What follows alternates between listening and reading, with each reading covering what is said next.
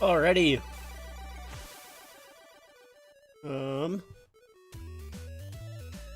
Let me refresh this.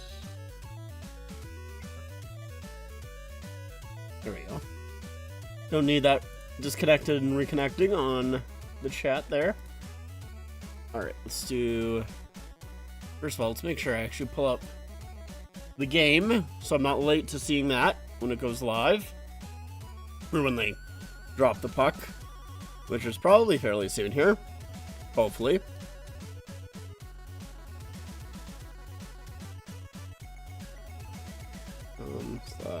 /C/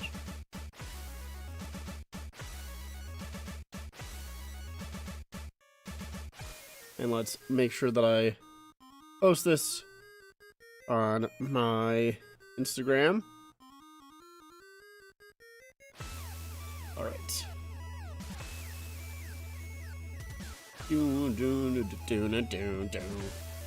All right, and then to make sure that I am streaming here. Yeah, that I'm all good. Okay. Perfect. Yeah. I think I'm ready to go. Probably. Maybe. Let's move this slightly over. Let's do that. There we go. All right. So we are live for Game 5. I got today off. I was like, you know what? This series has been too damn good. Hey Nick, how's it going? This series has been too damn good. I want to watch this game, man. We'll download that. And then...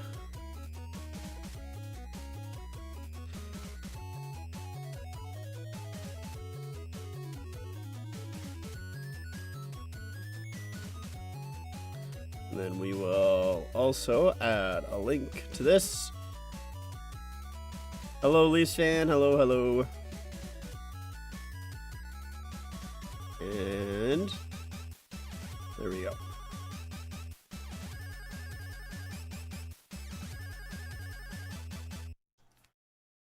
Babcock to the Oilers. Yeah, it's hilarious.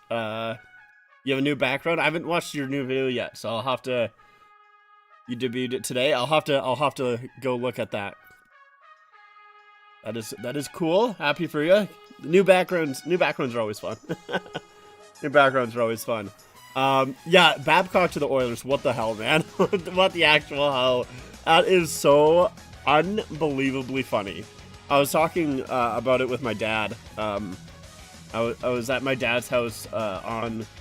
Well, when Game 4, for Game 4, I was watching it at his house, and yeah, we were both like, what do you mean? Why? What is the reason for Mike Babcock as your head coach in the year of our Lord 2026? Why are you wanting to hire Mike Babcock?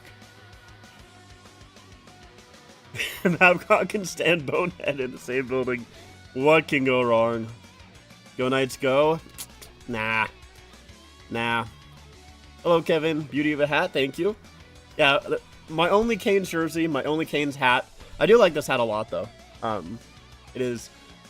I know it's like a line of hats, and I wouldn't mind getting some of the other ones. But, yeah.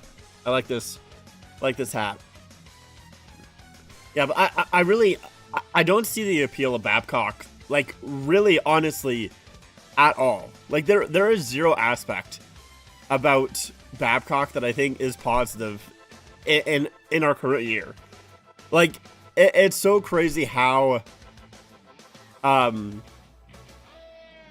a Stanley Cup just, like, I think changes everything for some people. Like, he won a Stanley Cup in 2008, bro. It's been almost 2 decades since he won a Stanley Cup. Last time he won a playoff series was 2013. That's crazy. Like, he was such an asshole to, like, so many of his players. Like, there's just, like, numerous stories about his players hating him. Like, Mitch Marner, you have the story there. You have the story with Mike Modano, not letting him play his 1500 game. You have the story of Jason Spezza, where, he scratched him for game one when he was supposed to play with the Leafs, or when he first signed with the Leafs. So all of his family that was in attendance didn't get to see him play, and it was supposed to be against the Ottawa Senators. And then obviously the most recent one was with Columbus, where he asked to see the players' phones so he could see what kind of person they are. And apparently that's not even the thing that, because right now the NHLPA asked the NHL to investigate Mike Babcock and I guess see it if he would be fine to coach. And I guess that's not even the thing that they're investigating. They're investigating something else, which we don't know of right now. So, what else did he do that we don't know of? It's crazy. They're showing the Knicks comeback right now, which I did not watch that game because I'm not a basketball head, but I did watch a little bit of the highlights back. Crazy comeback for the Knicks. That is unbelievable. Yeah, there's the healthy scratches of Modano and Spezza are just weird. Stan Bowman and Mike Babcock, probably the two worst people in NHL history to run teams. Bowman, terrible person. GM Babcock, terrible person. Overrated coach.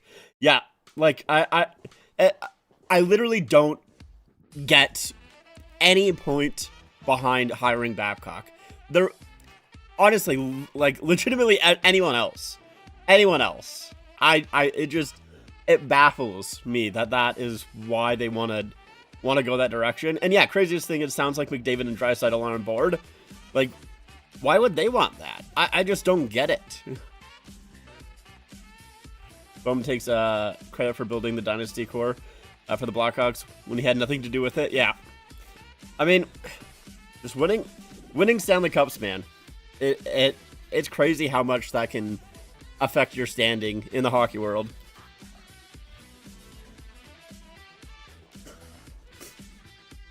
It doesn't matter what you had to do with it. Doesn't matter how long ago it was. Could be 20 years ago and you have nothing to do with it, but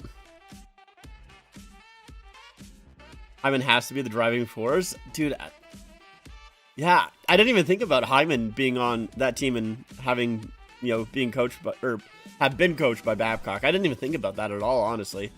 That's weird, man. Weird. Just weird decisions all around.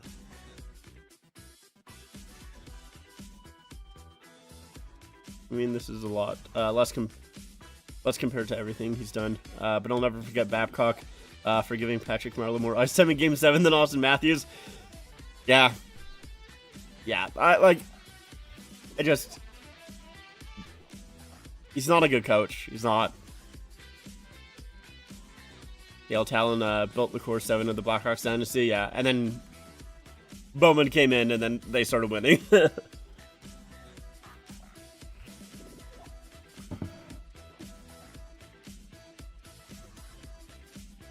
Yeah, it's... I don't know. It's an odd thing. It would... I think the weirdest part about it is the fact that the Oilers are yes, we want to hire Babcock and we're willing to go through this investigation to do it. It's not even they can just hire him and he's good to go. No, there's so much effort that needs to be put into this so they can hire him. It just, I don't know, to me it doesn't make sense. Does not make sense, but it is what it is.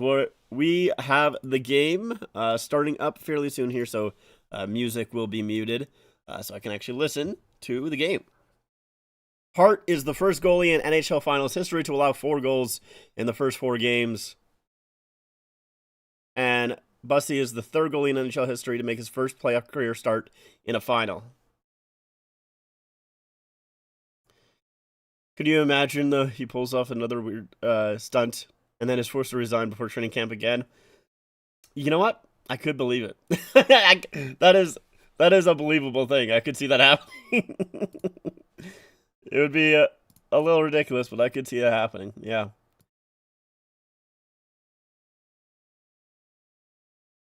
Right. I think that should be my clock. We're good to go.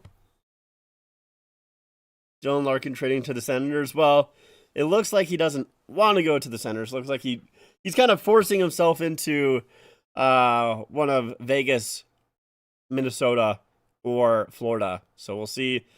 We'll see what Yzerman does there as we get going. Hey man, my mom passed away recently, and I've been enjoying your jersey content. It's really helping me get my mind off things. Recently, I got into collecting myself now up to 20 jerseys. Hey Pucks Groove, I'm sorry to hear that. That's terrible. I'm glad that my content could help you out. That's yeah, really really sorry to hear that. It's cool that you're up to 20 jerseys now. It's nice. Who's your favorite team? What's your favorite jersey that you got in your collection? When I saw the Larkin trade request, I felt so bad for Red Wings fans.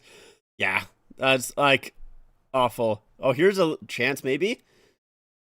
Oh no, not much going on there. Yeah, I do feel really bad for Red Wings fans. They've had a rough go of it as of late, but you know what? When you're in the playoffs for like 20 years in a row, and you've had so like. I feel worse for like newer Detroit fans. If you've been a Detroit fan since the 90s, I don't feel bad for you. I can't feel bad for you. But, you know, if you like just got into hockey and like in like the last like 10 years you were a Wings fan, then yeah, okay. I can maybe feel a little bit bad for you. Which by the least have to do everything to be better next year. Otherwise, I think Matthews will do the same thing. Yeah, I mean, you can't allow Matthews to leave. Absolutely not. The Leafs are your favorite team. Oh, nice. We suffer together. Yeah. You have a Coyotes Fanatics premium jersey on the way. Nice. A weird rarity. Did you end up getting one? No, I never ended up getting one, but that's cool. Yeah, it is. Yeah, it's definitely a jersey that it's like, I don't know. Oh, thank you for the sub. Oh shit, I missed it. Thank you for subscribing. Oh, Svechnikov takes the puck away. Try to get it across to Aho, but that was broken up by Sissons. Yeah, definitely one that a Fanatics Coyotes premium jersey would be. It's just an interesting piece to have in the collection, for sure. Yeah, another Leafs fan. Do I sleep with my baseball caps? No, I do not. But I do wear them frequently.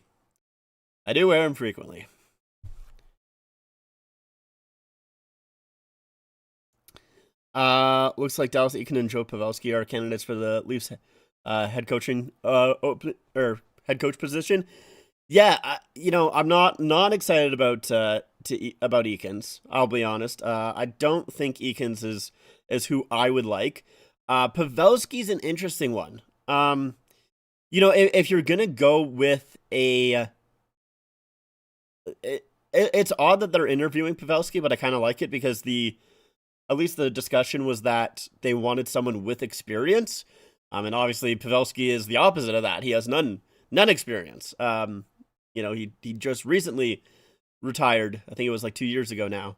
So if you want to go for an unexperienced guy, I do kind of like that. Obviously, recently you have some examples of former players becoming coaches and doing quite well with Marty St. Louis and Rod Brindamore.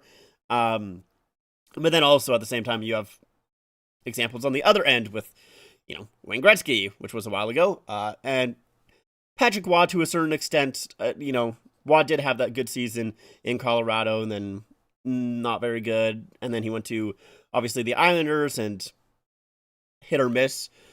I know he is being interviewed for the Leafs position, Waugh is, and I'm not super excited about it. I don't think Waugh is a terrible coach, but I just don't think he's what the Leafs need. So coming back to Pavelski, though, I don't know. He was obviously a pretty big leader throughout his entire career.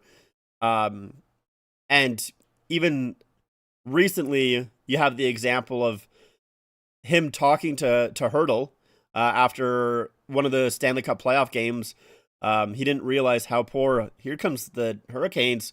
Ooh, shot from the side. Stankoven hits the outside of the net. Hall, that shot's, I think, also bounced off the side. Um, but yeah, you have the example of Hurdle. He was struggling scoring in these playoffs and before the playoffs started. And Pavelski didn't really realize that. He gave him a call and kind of just talked to him for a little bit. And the next game, Hurdle scored. And then the game after that, Hurdle scored again. So, not that that means a whole lot, but still, it's something, right? If it's more of a motivational thing, which is kind of a big part of what the coach has to do. So definitely think Pavelski is an interesting thing for a coaching chance. There's a shot. Stop by Hart. Really don't know how to feel about Joe Pavelski, if to be honest. Can't go off experience. Yeah. It's interesting. Has the most recent Capitals authentic jersey grown on you? I know you hated it in your video. The Screaming Eagle, not really. I still maybe it's grown on me a little bit, but I think that's more just because I like the Screaming Eagle logo so much. I'm still not the biggest fan of it. Still think that it's still definitely my least favorite Screaming Eagle jersey by far. Bro, I think they need some more ads and corporate logos on the ice. Too much white space. What do you think? I know. I was also talking about this with my dad the other day. Just like, I hate how much ads are everywhere. I've been watching these playoffs, a lot of these playoffs on my phone at work, and I watch it on a phone screen from like a decent ways away, so I can't see the puck at all, right? I'm mostly just following the players, and every now and again, there'll be like a play in the zone. I know this isn't the ads on the ice, but there'll be a play in the zone and a shot will be taken. And as the shot gets taken, the digital ads on the boards get changed and it'll like go to like a skip ad. And honestly, it looks like for half of a second, I'm like, oh, someone scored. And then I go, oh, wait, no, that's just the skip ads. Okay, never mind. It's just, I really despise it. I hate the amount of ads that are just like, it's crazy. It's crazy. Maybe Matthews will like having an American coach like Pavelski. Yeah, I wonder how much that really affects his decision. Your favorite team is the Los Angeles Kings and Vegas Golden Knights. That's interesting. Two interesting teams to have. I feel like those are rivals, but fair enough. I saw a report that Bruce Cassidy is open to coaching the Leafs if Vegas eventually gives him permission, which I heard talk that they might do after the finals are done. Yeah, I mean, I do think they don't like that icing call. The Canes do not like that icing call. Yeah, I would have been surprised if he said that he didn't want to at least talk about it, or I would be surprised if he said that he wasn't interested in coaching for the Leafs. Cassidy. I think that he would be open to coaching anywhere, because of how much he's been vocal about wanting to coach again. Yeah, I do think Vegas is just kind of being a little petty, but that they'll start to allow teams to talk to Cassidy after the finals here. Ooh, Anderson holds the line. Anderson, who I feel like hasn't had the most amazing playoffs, but he's had a couple of good. Oh no, that's gonna be a penalty. Ehlers in his own zone, trying to just get it out, flips it over the glass, and that's a really bad penalty for Ehlers. That that's a Mitch Marner type puck over the glass penalty right there. That's tough. So we'll go to a commercial break, and When we come back, Vegas will be on the power play.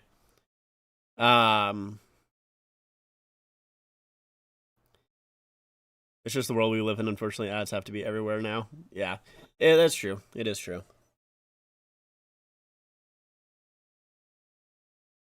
Ads are kind of just everywhere.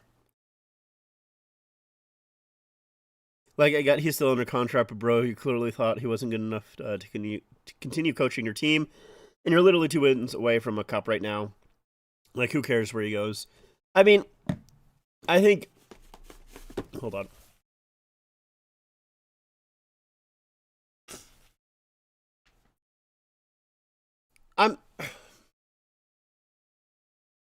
I don't want to say it's fine that they're holding off anyone talking to him until after the playoffs, because it is weird, and it's not like it affects anything in your organization really at all, or at least like the people that it would affect. It's not like it's going to change anything on the ice, but hockey people are extremely superstitious, so you might as well, just not change anything. Just keep it the same for the rest of the playoffs. So I can kind of understand it, but yeah,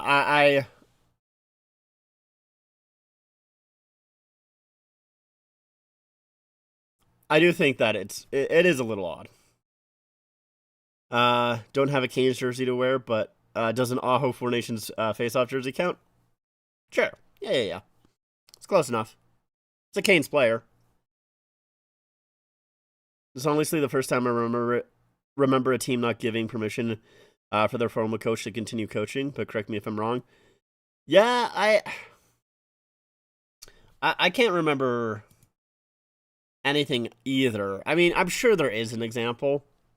And I'm sure like it was not for very long, but yeah, I'm sure there was probably something. Here comes Eichel. Sets in front, and that's in. Pavel Dorofeyev on the power play puts the Golden Knights up by 1. A extremely costly penalty by Ehlers. That's just one that you cannot take. So this is Eichel just streaking down the middle. A nice little give and go with Hertl, which allows Eichel to break past the defenseman, get around his man, and a nice feed in front, all alone for Dorofeyev. Bussy, no chance on that, and it bounces right off the middle bar and out, just super quickly.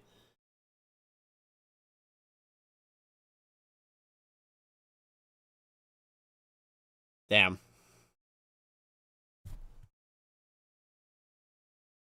First in 8 games for Dorofeyev, who is pretty good. Oh, now here's another chance. Barbashev can't get past Walker. That's a good play by Walker. Now Hall, here's a 2-on-1 chance. Hall with Miller. Hall in to Miller off his skate. And they can't get it back across. I think Hall just needs to shoot that. Oh. Los Angeles Kings has a new coach. Yeah, Peter Laviolette, who I'm glad that that the Leafs did not hire him. I was not wanting Peter Laviolette to coach the Leafs, so glad that the Kings took him away. Apparently, he was also looking at coaching the Oilers as well. He was in on the Oilers job.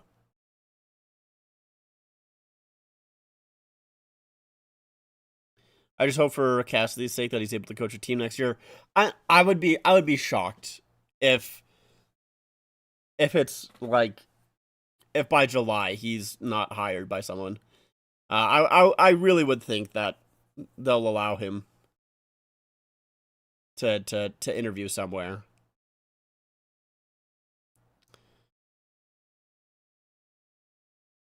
If Cassidy wants to become available, I honestly don't know if the Leafs should hire him or not, because yeah, can't deny he's a good coach, but also he was kind of similar to Berube. Players have quit on him on the past. Don't really want to do that again. That's a save, rebound, stopped by Bussy. 2 good saves. Yeah, I mean, I do kind of agree, but I don't know.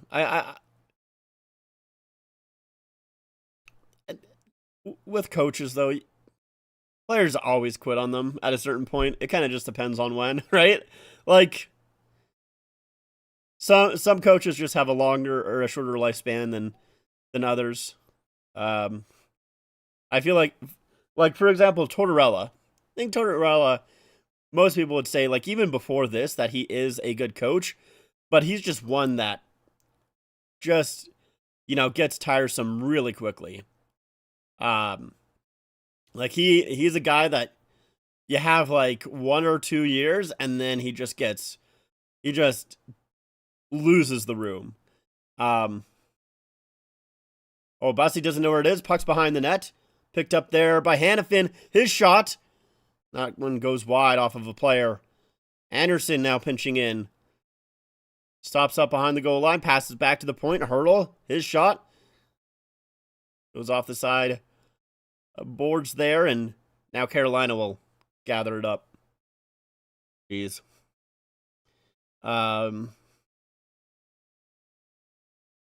Yeah, I feel like most of the time. Oh, nice spinorama pass in front, misses Stankoven.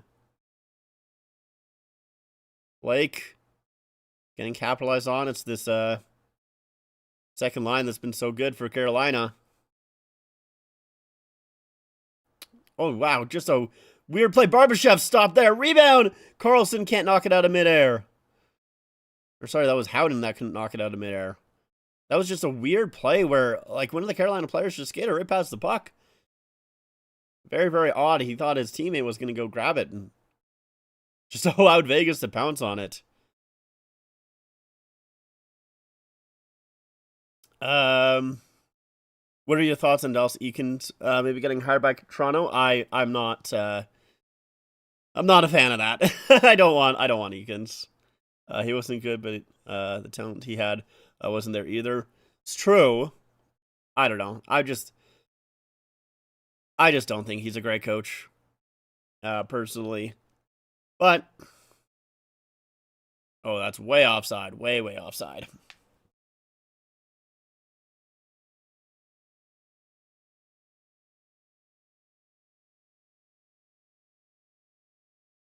It's a good shoulder save by Bussy.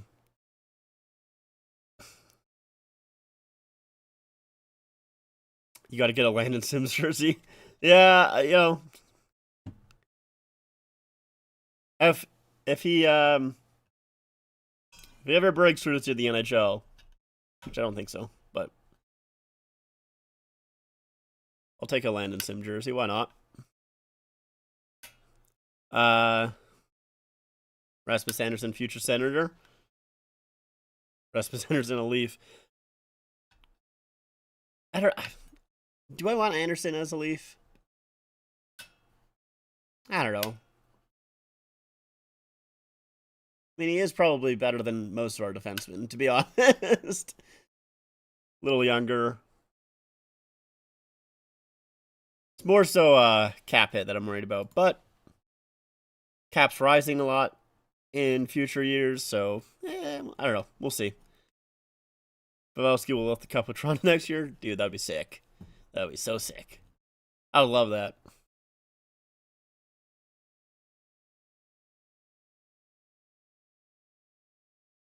I was talking to my friend who, he's a fan of many other sports. Well, he's not really a fan of hockey. He likes football, basketball, and baseball. Mostly basketball and football though. But like he's a Philadelphia fan, so he's talking about the Eagles, talking about the Phillies, and then he's a Chicago Bulls fan. But like he was saying how many championships he's seen or how many like finals appearances he's seen, and I'm like, bro, I saw my team go to the conference final in 2002. And actually, I don't even know if I was a fan of the Leafs at that point because I was so young. like, I guess I've seen the Flames reach the finals in 2004. That's the only time that I've seen a final appearance for a team that I've cheered for. But it's my fault for only really following one sport. That's what I get. What if the Leafs went after John Carlson? We just throw a bag at him. He's old, but a puck moving defenseman we need. We only give him like 2 years. Yeah. Ooh, I don't know. Depends on what a bag is. I like he would be a good veteran defense. The problem is like our defense is too old already. Like we don't need another old defenseman. We got enough of those guys. We open in front, Stone back in, and that one's put wide.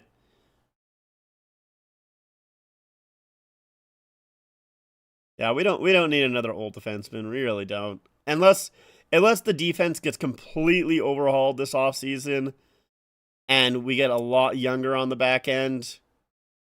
Sure. But don't need another one. That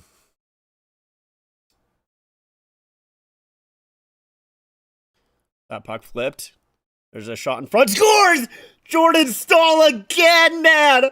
You can't stop him in the finals! 5 games played, 6 goals! Wow! That's insane, man! What do you mean? Every single game Jordan Staal has scored in these finals. That is crazy. Conn Smythe Jordan Staal.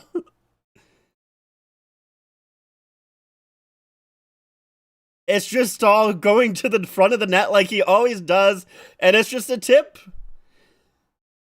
Great job by Ehlers to find him. It's McNabb getting a little bit late to Jordan Staal after taking a hit in the corner. Crazy, man. How is he doing this? A 5-goal streak for Jordan Staal. Unreal.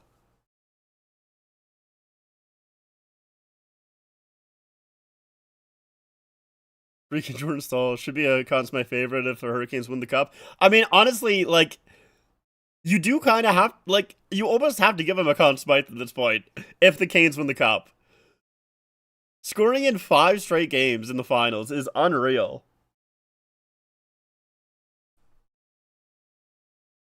Sorry, let's go back. Generally don't know who Toronto will hire at this point. Yeah, I got no idea. I've only seen the Leafs make it as far as Game 7 in the second round. Me too. You've witnessed Packers Super Bowl and Raptors Championship in your lifetime. That's it. Yeah, I mean, like,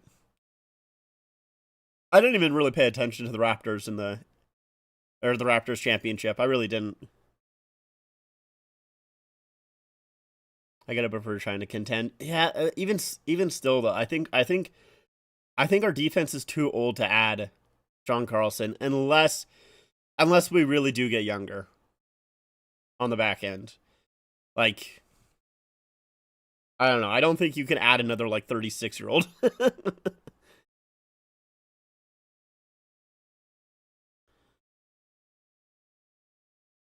LA new captain is probably Byfield if they want to go young, or Doughty if they want a veteran.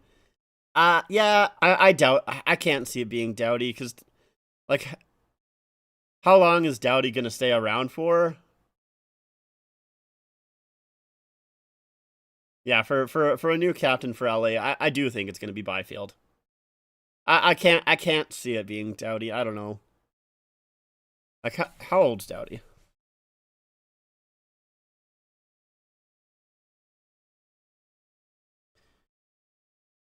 Let's see.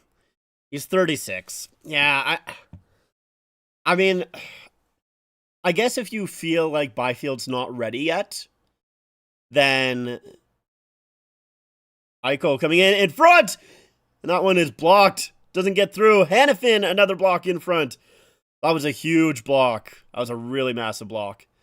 Yeah, I guess you go Doughty. Well, if you feel like making a captain, if you feel like naming a captain, and you don't think that Byfield's ready yet, then yeah, Doughty for sure. There's a move in front. Nice save by Bussy as Dorfiev was getting a little fancy. Made a nice couple of moves.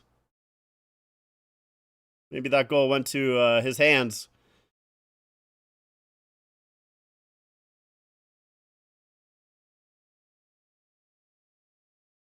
That shot stopped and rebound poked away from Howden. Carlson. It's hard by Walker. Now Carolina will break out. Yeah, in terms of long-term captain, definitely Byfield for sure. A bag in my mind is like 9 mil plus. Yeah, I feel like that's. I don't know. I just don't know if I would. Wow, so Marner's shot hit Stone. It wasn't a block by Carolina. It was a block by Stone. Jeez, that would have been a massive goal. Hoping that the Hawks get a D-man like Carlson. I think it would be good for the Hawks. That would be a good one. I only want Darren Radish if we give him a short-term deal, like no more than 3. Yeah, it's like, I don't know. I'm still just iffy on Radish. I really think that, like, if he did this for 2 years, I would be a lot more confident in giving him something. But just on the last deal of your contract, just having a career year, it happens so often, and then a lot of the time it just, you don't get that same production again the next year. So I would be nervous about signing Radish for long term for a big price. I like Captain Likely, Doughty. Yeah, like I said, it depends on how they see Byfield developing. If they feel like if he's ready or not. But I mean, they don't necessarily need to name a captain. It's more so if they just want to. Making a prediction, Blackhawks and Bedard announced a new contract on July 17th, which is Bedard's 21st birthday, and they announced him as the new captain. That would be quite the day to announce it. But yeah, I mean, Bedard's going to become he'll be the new captain. Consecutive games with a goal and first 5 games of the Cup final. Stahl joins Beliveau, Richard, and Cylon Taylor from 1918. Damn. Cyclone Taylor. 1918.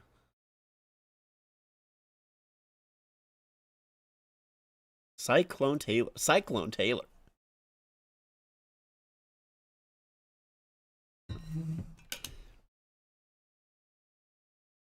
Cyclone Taylor. That's just a hell of a name, man. Old hockey names are the best, aren't they?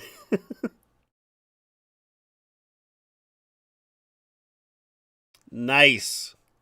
Good one. Good one. From a cyclone to a hurricane captain. That's a good one. Nice.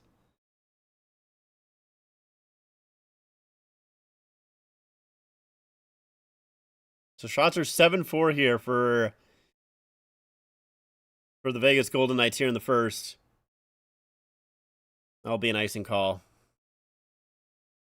How many open captain spots in the NHL right now? I know Chicago, St. Louis, LA. There's more. I know Islanders might be without a captain as well, since Lee might be leaving. Yeah, I don't. Did you say San Jose? Wait. San Jose doesn't have a captain, right? I don't think so.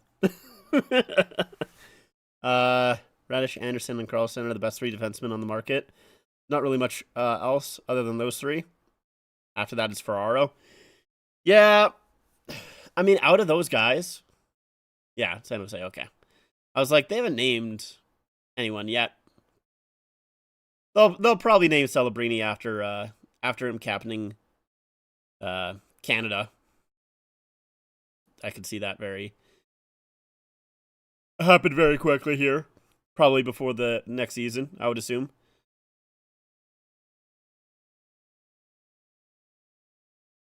Yeah, it's Bedard for the Blackhawks and Celebrini for the Sharks, for sure. That definitely. Yeah, Yeah, I think out of Anderson, Radish, and Carlson, I would want Anderson the most. Um, but I mean, I think if the Leafs revamp Chatfield, blocked in front.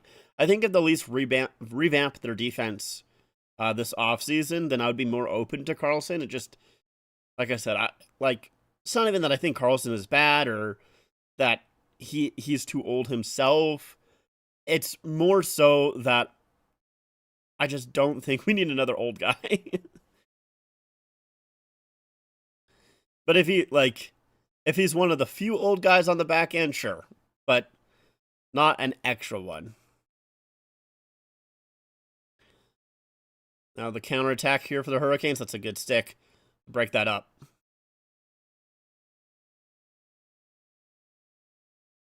Miller dumping it down. Benoit's our youngest defenseman at 29. Jesus. Oh, that's not good, man. That's bad. That's pretty bad.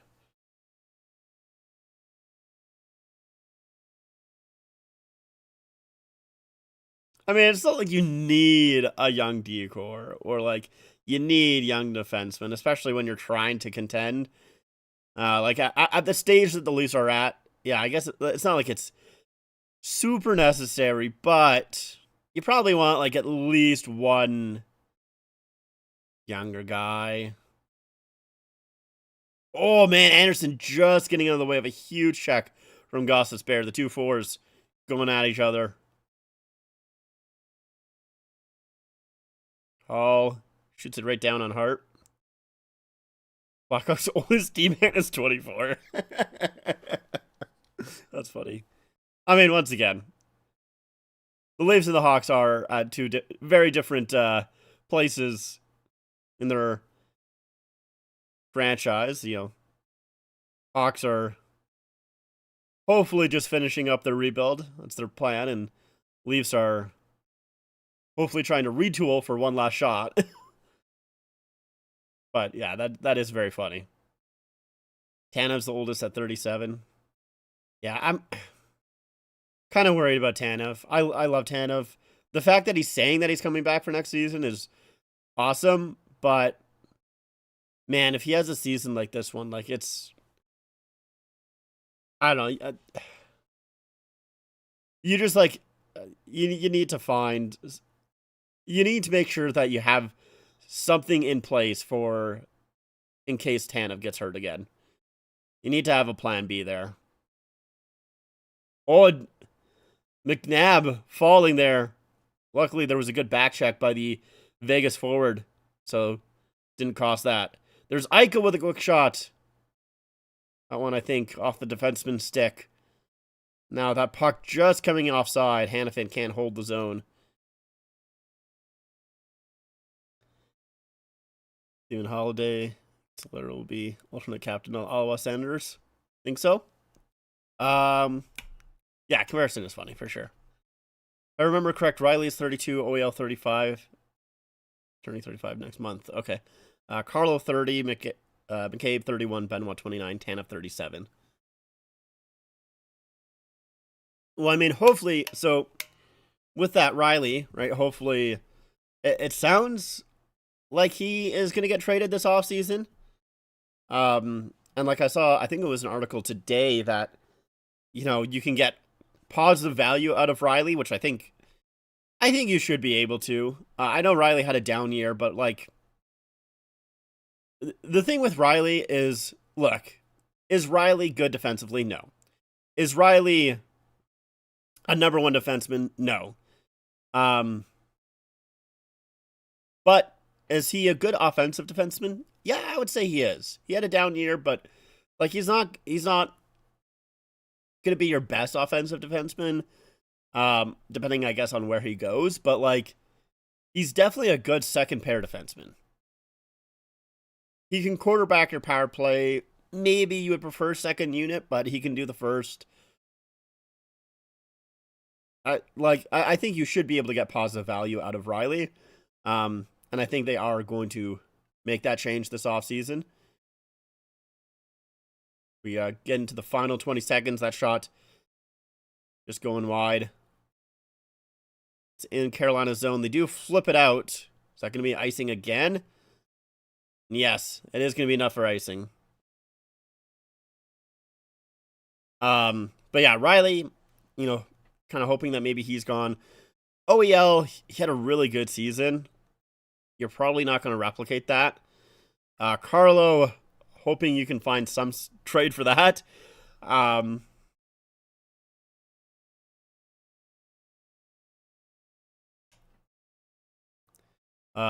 least interested in moving Jake McCabe. I'd be happy to see a return in Chicago. I don't think the Leafs want to trade McCabe. I think McCabe is one of the guys that you want to keep in Toronto. Oh, that's another puck over the glass penalty. Oh no. Oh, Keandre Miller. You have 9 seconds to go in the period, guys.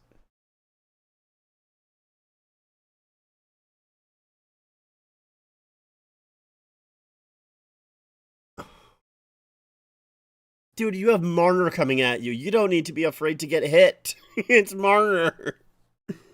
Oh, guys. Oh, Jesus. Dude, it's Game 5 of the Stanley Cup Finals. They are not going to call anything. You cannot be taking puck over the glass penalties. The puck is forced out off the draw.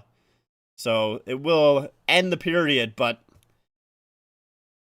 155 is still left to go in that power play for the Vegas Golden Knights, which will continue, I think I should say, at the start of the second period.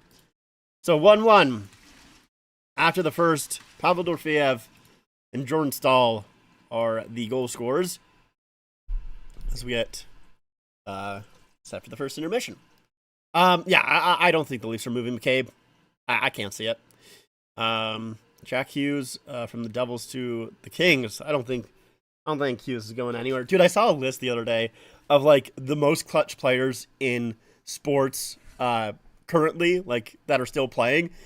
And the list had Jack Hughes at number 10. And I'm like, what the fuck are you talking about, man?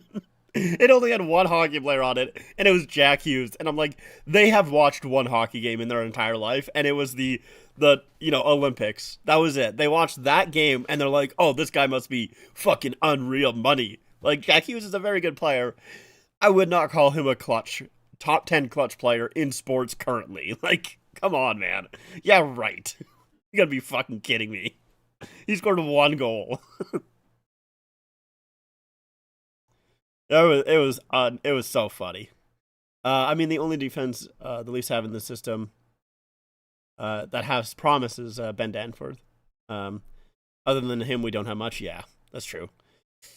We do not have. I mean, in general, we don't really have a ton of it in our system. Yeah, McCabe is not going anywhere. He's one of our better defensemen. Yeah, I can't see McCabe going anywhere. I think he stay for sure. For sure.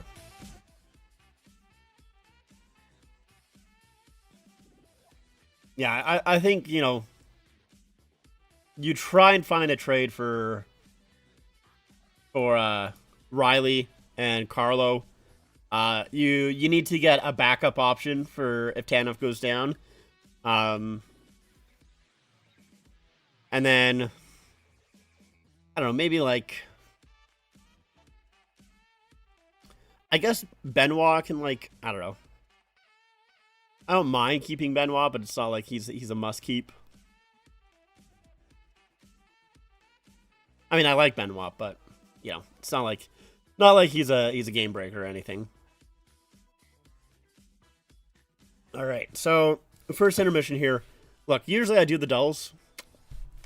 I'll be honest, I kind of forgot that I was doing this today, so I've already done them. But we can do like, there's these new 84-0 simulations that are pretty fun. So let's see if we can maybe switch this. And there we go. Cool. Yeah, so I already did one of the daily. This is the daily number 5. I've already done one of them, and I was 83-1. So, I mean, is it just the same? Oh no, it's not. It's different. Hey, okay. Yeah, there's 2 different versions of this one. So the Rangers from the 90s. I think we take Messier on this one.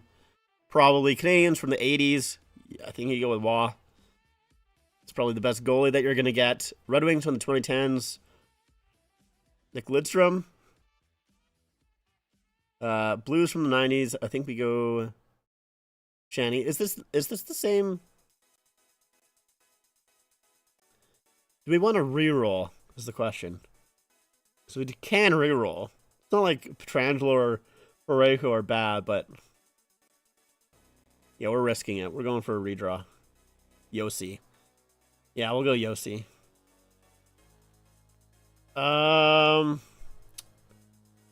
Megan Burners. We're gonna reattempt. Yeah, I think that's probably the better option there. Let's simulate.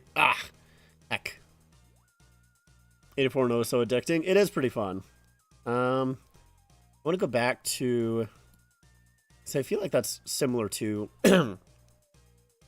all the same. What's this? The other one here. It's pretty much the exact same thing. You can do like full rosters and stuff with puck perfection is what this one is. Yeah, the daily I got 74, 7, and 3 on this one. But yeah, it's basically the same thing, right? Calgary from the 90s. What do you want from the 90s?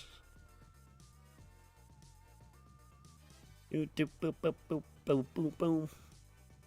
Go McInnes. Florida from the 2000s.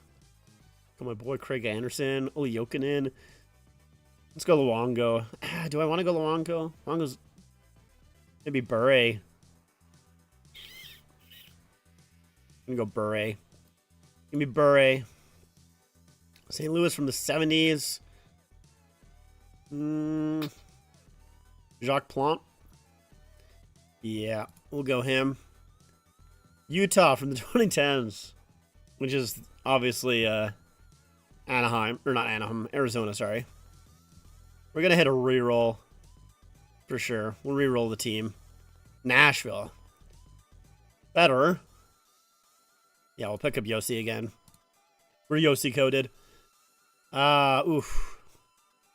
Ottawa, hey. I guess we go Kachuk. And we need a centerman. That's not the ideal team. Not ideal team. I'm going to be honest, I do not know. I don't know these guys. We'll go Dan Quinn. Why not? Ugh, that's a tough one. That's gross. Get me out of here. Get me out of here. Get me out of here. New game. Get me out of here. Let me go back to 84 though. We'll do hard mode. What's hard mode? I actually don't know what hard mode is.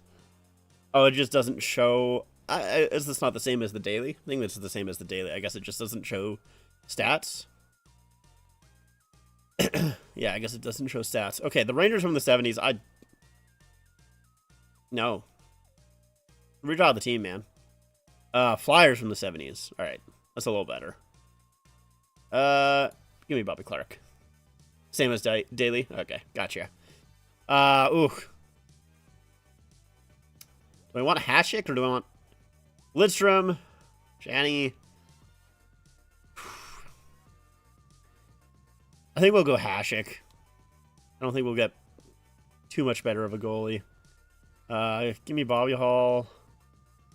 Rangers from the 2010s. Probably going to go with McDonough. With McDonough. Jets from the 80s. Let's redraw that era. All right. Ooh. So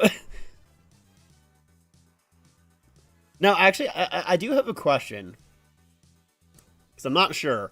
So when it's Like, does that factor in their entire career into this? Or is it, when it's saying Jets from the 2010s, is it only factoring in the 2010s of their career? Because, like, Patrick Laine in the 2010s, pretty good. Patrick Laine in the 2020s, not as good. So it's like, is it including his career up to this point now, or it's the 2010s of his career? All right, we'll take Patrick Laine then. Okay. And we'll take Bork. Damn, not very good. Not very good.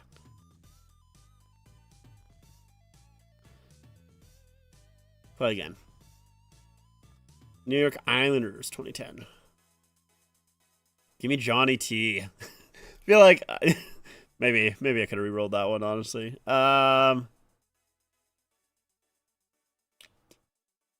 You know, we've been picking Lidstrom a lot. Give me Shanahan. This one here. Okay, we'll go. All right, maybe we'll go Lidstrom then. Ooh, Pominville. The population of Pominville. Let me redraw a team. Why not? Yeah, give me Patrick Kane there. That was a good redraw. Give me Lou, Bobby Lou, and we'll go Petrangelo. Damn. Let's go back to the other one. Actually, let's see. So what if I just do free play? Okay, it does give you points and stuff here. Gotcha.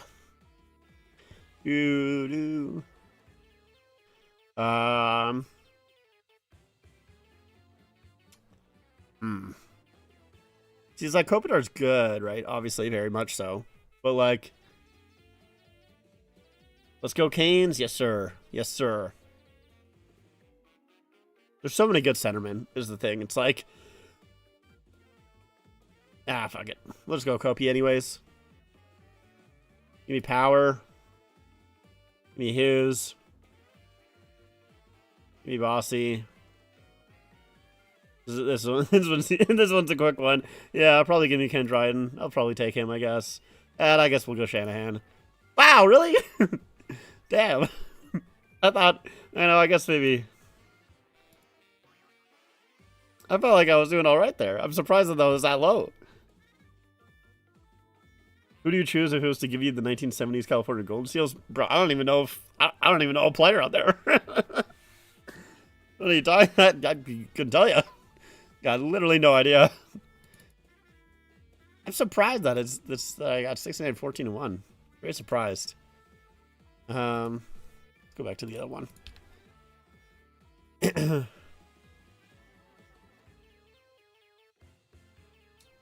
Senators adding goalie Frederick Anderson, the Hurricanes. I don't know if Senators need a goalie that's like Anderson. I don't know. Anderson thrives under a very defensive team, and I'm not sure if the team is quite Ottawa.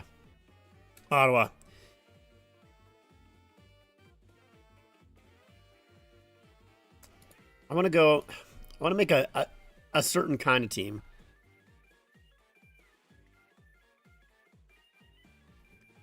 You know, I'm going to go with just my favorite players of that era. That's what I'm going to do. So this one definitely is Longfist for sure.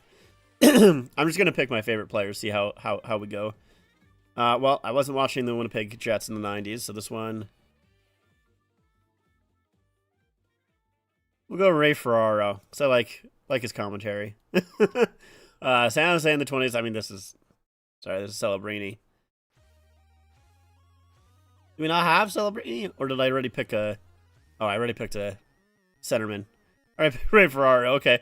So out of my favorite players out of these here... Well, it's Marleau. Yeah, it's Marleau. It's definitely Marleau. Chicago in the 80s. Once again, wasn't watching Chicago in the 80s, so let's... Guess maybe it makes it a little bit tougher when a lot of the eras... We'll refresh the era. How about that? Okay, there we go. That makes it a little bit easier. That's a good question. Who was my favorite player? Probably, out of the ones we can pick, Marian Hossa for sure.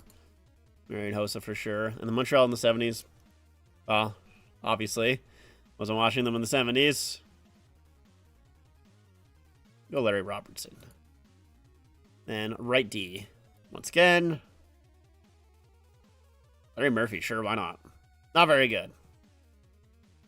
Let's play again. Once again, we're just going with my favorite players to watch. Actually, let's just do former. Let's try former Leafs. How about that? We'll try former Leafs if we can swing that. Is Bozak on here? I want to do Bozak. No, we can do Ryan O'Reilly. Carl Gunson, Dean. I'm gonna go O'Reilly. I think. Problem is having to remember former Leafs. Okay, well this one's a little bit easy for former Leafs. We'll probably go Solving there. Yeah. Yeah, for sure. Okay, do I know any former Leafs here? I don't think so, but let me check. I'm pretty sure he didn't, but let me check. Yeah, I was looking at Tim Kerr, but Rangers and Whalers were the other team he played for.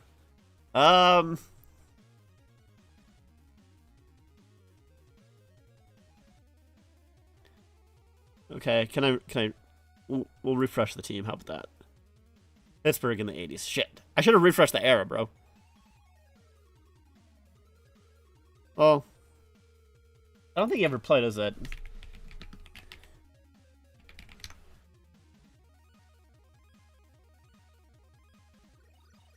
Okay, he did play with the Leafs. All right. We take Randy Carlo. And then San Jose. Can we get? Oh, no, we already... Damn, we can't do Marlowe. I don't think... Dude, I need to know older Leafs players a little bit better to do this one. So World Cup has started, but if I'm being honest, I couldn't care less about soccer. It's just so slow and boring. It's not Canada as a favorite or anything. We're only in because we're hosting. Game 1 of the Calder Cup Finals tomorrow. Rather watch that? Yeah, me too. Me too. I don't...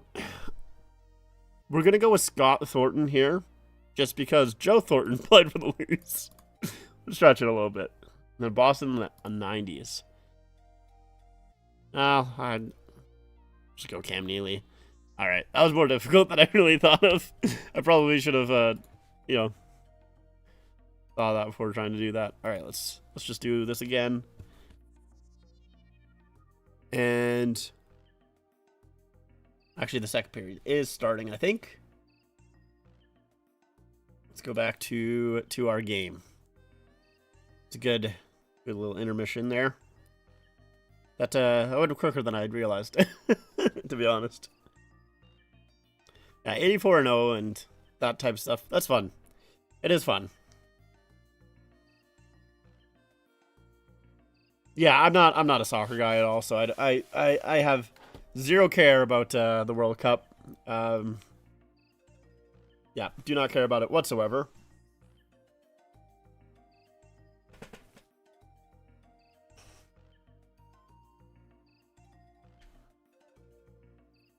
I don't even know where they're playing it in Canada. I'm assuming probably Vancouver and then Toronto.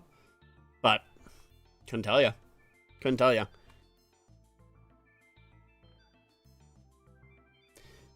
Okay, let's change the period to second because we are getting started up here quite quickly. Dude, I just remembered. I had a dream yesterday, or well, I guess last night, where John Tortorella just left, like post game press conference. He just left, and then it came out that he just was gone. Like he just decided that he didn't want to. Can't chill out, Carolina man. But it just turned out that like he was just like, nah, I don't want to coach this team anymore after the game 4, and so they had to bring back Bruce Cassidy, and so Bruce Cassidy coached game 5. I don't know what the hell my brain was cooking up there, but you know, sometimes your brain just does that, man. All right. So here we have the start of the second period. Carolina on the penalty kill for another minute 55 seconds due to the delay of game penalty, puck in crowd, as some may say, from Keandre Miller. The power play percentage for the Vegas Golden Knights in these playoffs is 20.7%. And of course, they have already scored on the power play in this game. That puck coming down in front, good job by Martinook to take that puck away and flip it down the ice. The penalty kill for the Carolina Hurricanes, 92.3% in these playoffs. They've had a very strong penalty kill. Really, the only thing that Carolina has not been very good at in these playoffs is the power play, but that's gotten a little bit better over the course of these finals. Here's Mark Stone on the side wall, getting it back to Marner. His shot, it's deflected in front, goes wide. Slavin will pick it up, and he will lift it down. Honestly, that could have been a 2-on-1 if he decided to pass that puck instead of it putting it all the way down, but I think at this point you would rather just make sure it goes all the way down the ice. Stone with a nice takeaway there. He's getting forced out at the line. He's able to flip it over to Marner. Marner, down to Stone, across to Eichel. His shot, stopped by Bussy. And now that one is going to get poked out. Oh no, Marner holds his own. Here's Hertl, down low. There's a shot blockered away. Dorofeyev, now in the corner, flipping it over to Hertl. Back for Eichel. Jack Eichel, along the near boards, tries to get it across, hopping over the stick of Dorofeyev. Hertl with it at the dot. Down for Stone, below the goal line here. Eichel, back for Marner, down for Stone. Nice diving play there, but a puck comes in front and poked down to Bussy. Puck is still loose. Here's Eichel. Bussy has no stick. There's a shot, and that one is drifted high above the net. Eichel back on it here. Power play is now over as the puck gets deflected into the corner. Bussy trying to grab his stick. Dorofeyev down for Hertl. Bussy has a stick again. Full ice. Oh, and that one's tipped. I'm not sure if Bussy gets a piece of that one. But the puck does come out. And the power play killed off. That was a key penalty kill for the Carolina Hurricanes there. Favorite Beatles song has come together. Fair enough. Fair enough. Carlson can't gain the zone. Counterattack here by Carolina. Drop off. There's the shot. Stopped by Hart. Rebound here. Lay down into the corner. All trying to feed it back, but taken away. Oh yeah, I need to ask you thoughts on the rejected Matthew Knies trade to Montreal that was reported. Honestly, kind of glad it was rejected, even with that big return. I don't know why we're trying to trade him in the first place. Yep, I think we have the exact same opinion, honestly. I think that return for Matthew Knies is great. Oh, it's just a flub shot by Stone. That's what happened. Stone doesn't get all of it. Yeah, I think that's return for Matthew Knies. I mean, obviously, it depends on the other prospect, because it was Zardovsky. I don't know how you pronounce his name. It was him, and then another prospect, which we don't know who that was, and then 2 firsts. Now, great return for Matthew Knies. Very, very good return for Matthew Knies. I think, if you are going to trade Matthew Knies, that's probably the best that you're going to get. However, I don't want to trade Matthew Knies. I just don't. I don't want to do it. I think Matthew Knies is the type of player that you want to keep in your organization. That power forward we've talked about before. They are not very common in today's game, and that's what Matthew Knies is. So you want to keep. I think that's the player that you kind of want to have. Like it's almost like a number 1 right-handed defenseman. Like you just don't trade those guys, right? You just don't trade them. And I think the thing that makes that worse There's a chance in front. Ah, man, just missed the stick there. The thing that would like I it especially the situation that the Leafs are in. I think that's really what makes the deal worse for the Leafs. If the Leafs had their first round pick next year, had their first round pick the year after that, um, I could see that being maybe a deal that you decide to make because you know what? Like, you can just rebuild at that point. But the Leafs can't rebuild right now. They are not able to do it because they do not have their first round pick for the next few years. You have to go. You have to try and contend. Um. So, like, and with those first round picks, like assuming that they were both, uh, Canadian first round picks, they're not gonna be like, well, presumably they're not gonna be extremely high, but if they do as well as they did this year, then they would be. Like, they'll be in the high 20s. So even if they don't do as well, like I still think they're going to be in like the mid 20s, right? Something like that. So I just I don't think that it's a deal that the Leafs should make. And I'm glad that it's probably not going to happen with Tree Living being fired. Yeah, thank God that Brad Tree Living is dumb, and they were not able to get it done until 3:01, which is why they weren't able to make that trade. Is because they just submitted the paperwork a minute too late. Yeah, it's wow. Did I say no icing there? Peter Laviolette's son, Peter Laviolette III, was he played with the Savannah Ghost Pirates. Nice. I like the Ghost Pirates jerseys. They're very cool. Yeah, to me, it's just it is a good return for Knies, but it's just a deal that the Leafs can't make in the current situation that they're in. If they were rebuilding, I would say they should have made that trade, and they, theoretically, they still can make that trade because I think I don't know if it was particularly true, but I heard that Kent Hughes, hey, it's that guy again. He's punching the glass again. I think Kent. I heard. Well, I guess I should say I saw that someone said Kent Hughes was saying that he was pissed off that the deal did not get done, and he wants it done in the summer. But that was too Brad Tree Living, so obviously things have changed. But I just I don't think that you make that trade in the situation the Leafs are in. Shout out to everyone in the chat, including Jersey Zone. Keep up the good work on the channel. Appreciate it. Shout out from South Bronx. Nice, man. Hey, well, I appreciate it. Shout out. Yeah, shout out to everyone in the chat. Appreciate the kind words. Elliot Freeman said there's a good chance that Shaka and Sundin most likely won't revisit the trade. I mean, I think they would be stupid too. I don't think they're Brad Tree Living. I think they realize that one is probably not a trade they should make.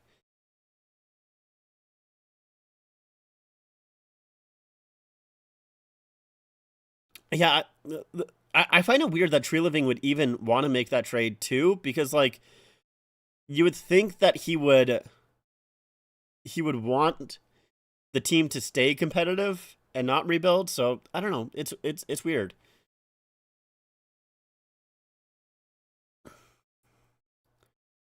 Oh, McNabb with the biggest flop I think I've ever seen. Holy moly! I mean, they didn't get a call, but he was begging for it. And there's a play. It's called Hall is down in the corner.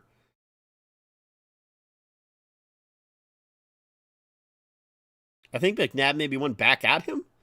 Is that what happened? So let's see. Let's see what happens here.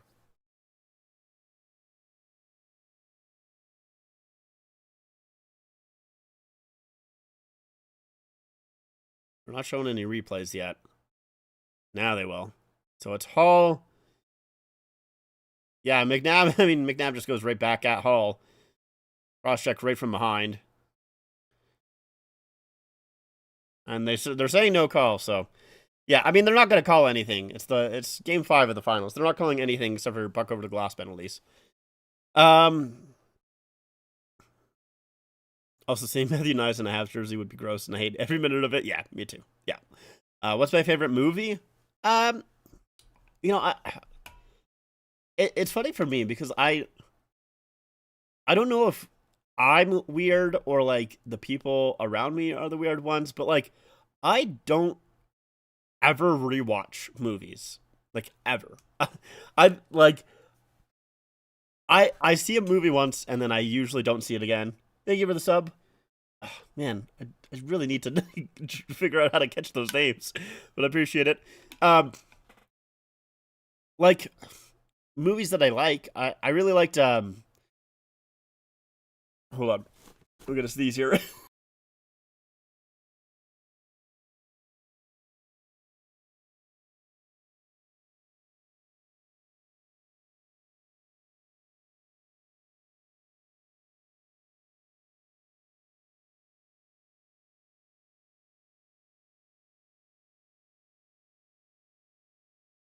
It's a very funny time for a sneeze because it makes it seem like I'm stalling because I can't think of a movie.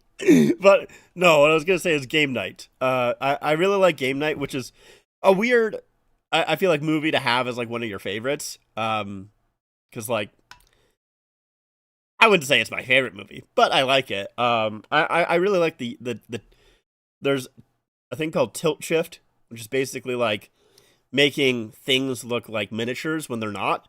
And it goes well with the theme of that movie, and they use it here and there. I always kind of liked the idea of tilt shift even before that movie, but that movie uses it in a very creative way that I really like. Um, and I mean, look, man, I'm a comic nerd. Of course, I like the Spider Verse movies. Um, there's a shot my Goss Despair doesn't quite get through. Um, I don't. Once again, I don't know if I would really say that they're my favorite movie, but I do really like them. Um, yeah, I don't know. I've always like I've never really had a favorite movie. Strangely enough, like that's just like movies that I really like. Um,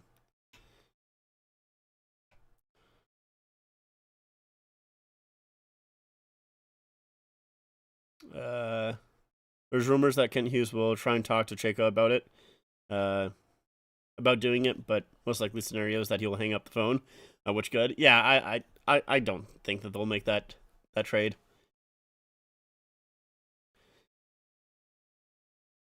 Marner trying to feed it in front goes off a stick into the corner. Oh, Ehlers had that one kind of stop up on him, so had trouble getting out of the zone. Now here comes the Vegas Golden Knights. Eichel trying to leave it there for Marner, gets intercepted, and Jarvis takes a hard hit by Stone. He has to ice the puck there, so that will come back into Carolina ice. Oh, wow, that's a block in front. Coglin, that saved a goal.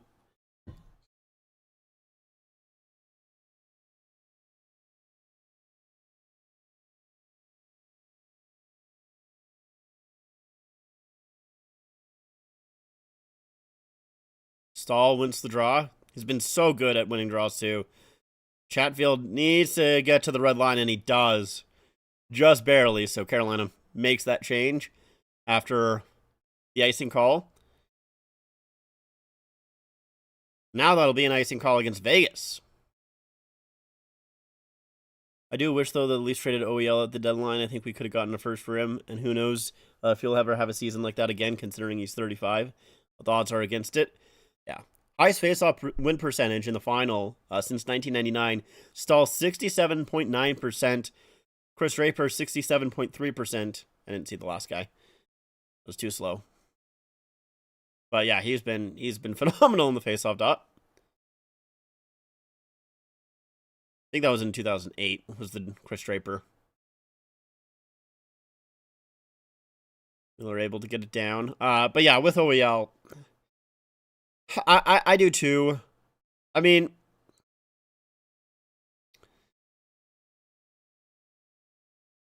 Like, the thing is, like, you do need to keep some guys, right? Like, you can't trade everybody.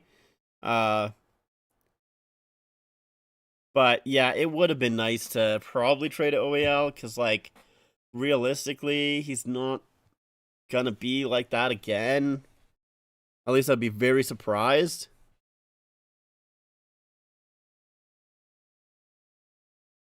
Let's see OEL's contract. How long does he have left on his deal? He's got 1 more year. 2 more years, I guess. He's in 3 of 4. The 26-27 season is that 3rd year. So he's got 2 more years left at 3.5. I don't know. Like, yeah. I mean, we do need a defenseman like him, though. So at the same time, like, it's not a big contract for only 2 more years. Like, we could have banked on him because of what a good season he was having. I'm sure contending teams would have liked to have him. Honestly, I'm wondering if there were deals on the table that we don't know about. I guess yes. And Carlson's going to the dressing room here after taking a hit. Yeah, Carlson going back to the room. But yeah, for me, like, it's funny because it almost sounds like, well, I don't know if there were like that many more deals because, like, you know, there was rumors that, like, Tree Living basically had to send out an email with like 30 minutes left, being like, "Hey guys, Bobby McMahon and Scott Laughton are still available. Anyone want them? Anybody up? Who up? Who wants to make trade? Anyone? Who want me?" Wow, I think that could have argued maybe a penalty there. Oh, puck comes in front. Oh, nice job by Hall to make sure that doesn't get into anything. Stakehoven just lifts it down. As Stakehoven gets knocked down, are they going to call that a penalty? They will. Wow, and now the rough stuff after the whistle. We actually haven't seen too much of this, I feel like.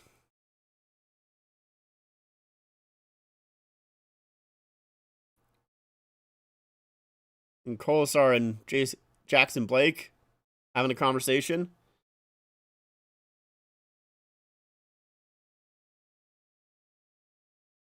Now, Cole Smith wanting to have a conversation there as well. So,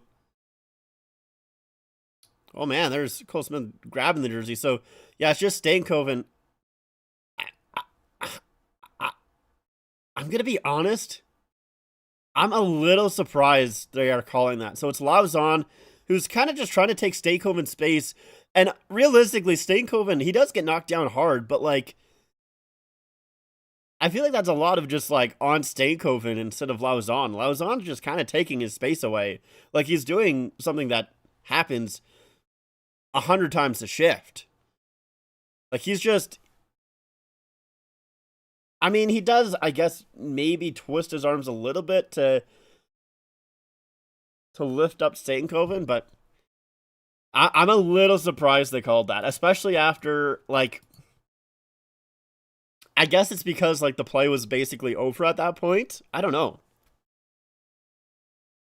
Surprised. So power play here for Carolina. They're 4 for 11 in the finals so far. Did you see Beatles album? Yes, I have seen. Yeah, the Beatles Abbey Road with the walking the crosswalks. Yes, it's like probably the most famous album cover, other than the baby swimming. I don't even. It's funny because I don't even know the album name, but you know, the baby swimming in the water. You know what I'm talking about. I think it's Nirvana. Pretty sure.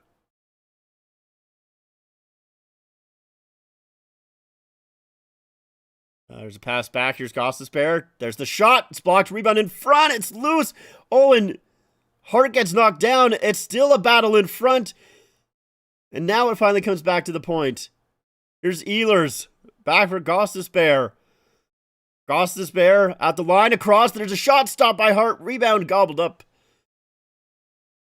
I want to see what happened to Hart here.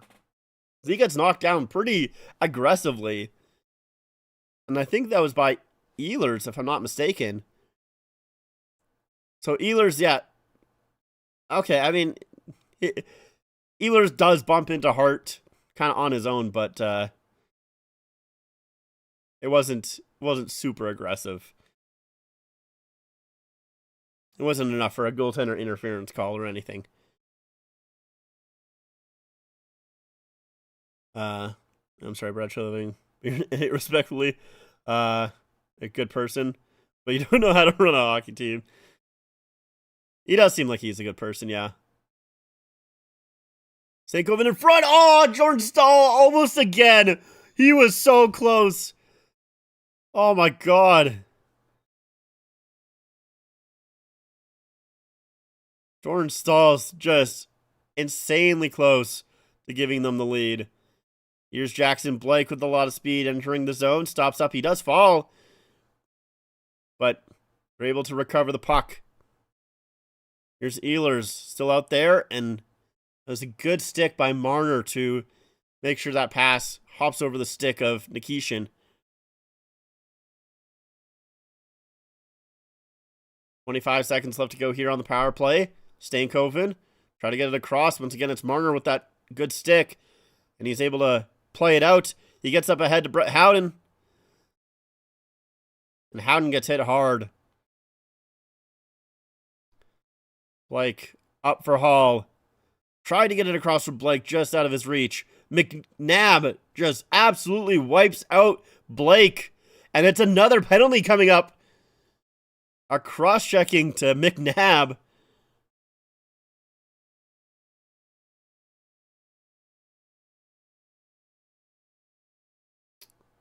Yeah, Blake gets like completely wiped out into the boards here. Oh. Yeah, I mean that's a bad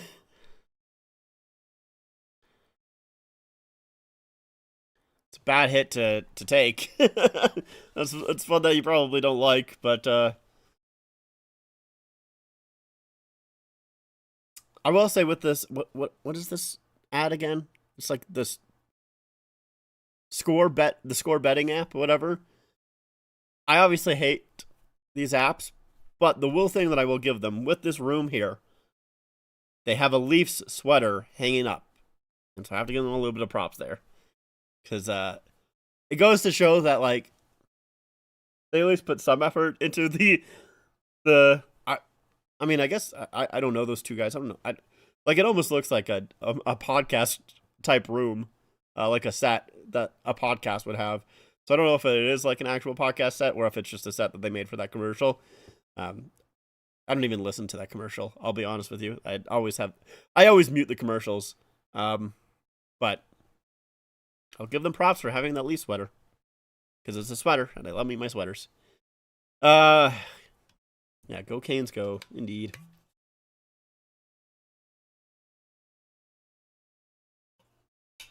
Where's my... Oh, there it is.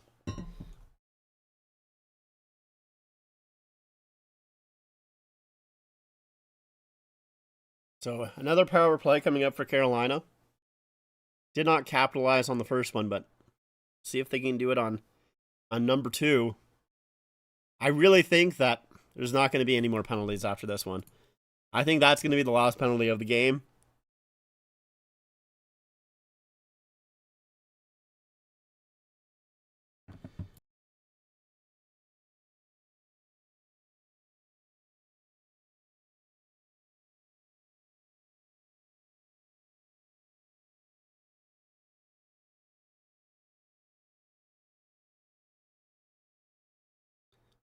Damn. Highest power play and penalty kill percentage. They're in the middle of 4 teams, and the other 4 teams have all won the cup. So important, specialty kill. Here's the shot, and it's a fan by Svechnikov. So that will get cleared. Who's my favorite Red Wings player? All time, I mean, it's got to be Datsuk, right? It's just such a fun, dynamic player to watch. Like, just Everything about his game was just so cool. Like, especially as a little kid, like, goddamn, he was such a fun player to watch. Um, I know that's an easy answer, but like, it's an easy answer because he was that great. Um, Here's Aho in the slot. He tries to pass it across the Ehlers. Ehlers now down at the side. Svechnikov fan on that pass there, but it does come to Ehlers. Ehlers walking in. Now to Svechnikov. Back at the point. Gostisbehere to Svechnikov. His shot scores through the 5-hole of Hart. And they're up 2-1. I think Svechnikov kind of fanned on that shot too. I don't think that was the shot that he wanted. There was 3 plays by Svech on that power play that just didn't come off his stick properly, but the one did end up in the back of the net anyways. An extremely important power play goal. So let's see. It's just Gostisbehere to Svechnikov. I mean, no, that was the shot that he wanted. I guess it just. I don't know. I feel like that's not a shot they usually take just through the 5-hole, but you get it off quickly. That's all Svech was doing. It was not a fan. It was just, you got to get it off quickly. There were so many players in front of Hearts, and now the Hurricanes are up 2-1.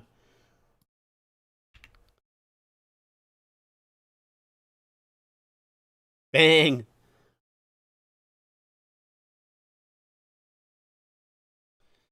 Patrick Kane is my favorite player. Fair enough. Yeah, for current,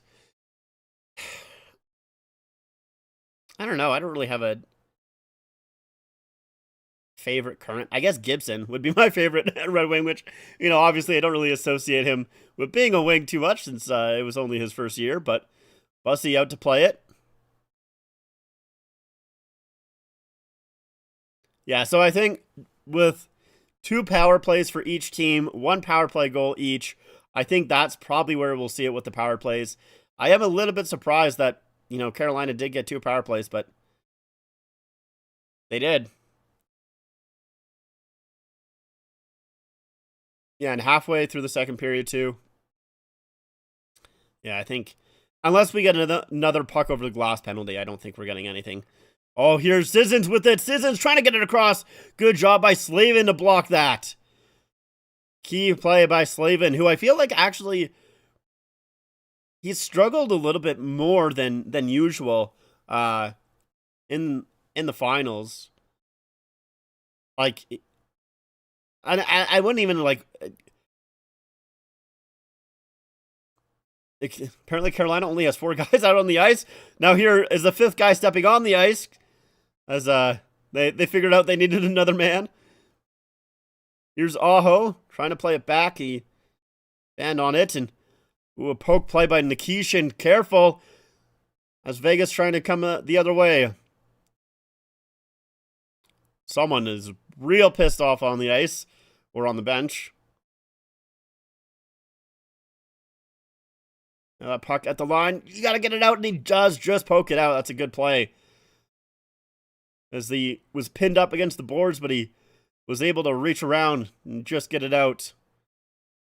There's Anderson, fake shot. Then playing it down low. Good job by Robertson to stop up his momentum. Kolasar at the line. Gets it down to Marner. Marner, nice move. Great stick by Gostisbehere as he was diving. A big check knocks the Carolina player off the puck, but they're able to get it back in. That's a great stick by Gostisbehere. He gets absolutely just... Oh, a nice little play there again. Here comes Miller. Drop pass. There's a shot blocked by McNabb, and Stahl trying to get that second shot away. But yeah, Marner completely dekes out Gostisbehere. Gostisbehere sticks with it, gets the stick on the puck. Theodore, long pass up ahead to Marner, who will kick it to Eichel. Eichel gains the zone. Good job by Miller to keep him to the outside and then finishing his check on Eichel. Ehlers on the puck. He Fumbles that, and lead pass. Here comes Howden in! And great job by Bussy as he gets the poke check off. That was another stretch pass that has been so crucial for the Vegas Golden Knights offense. These stretch passes into odd man breaks. But Bussy was up to the task there.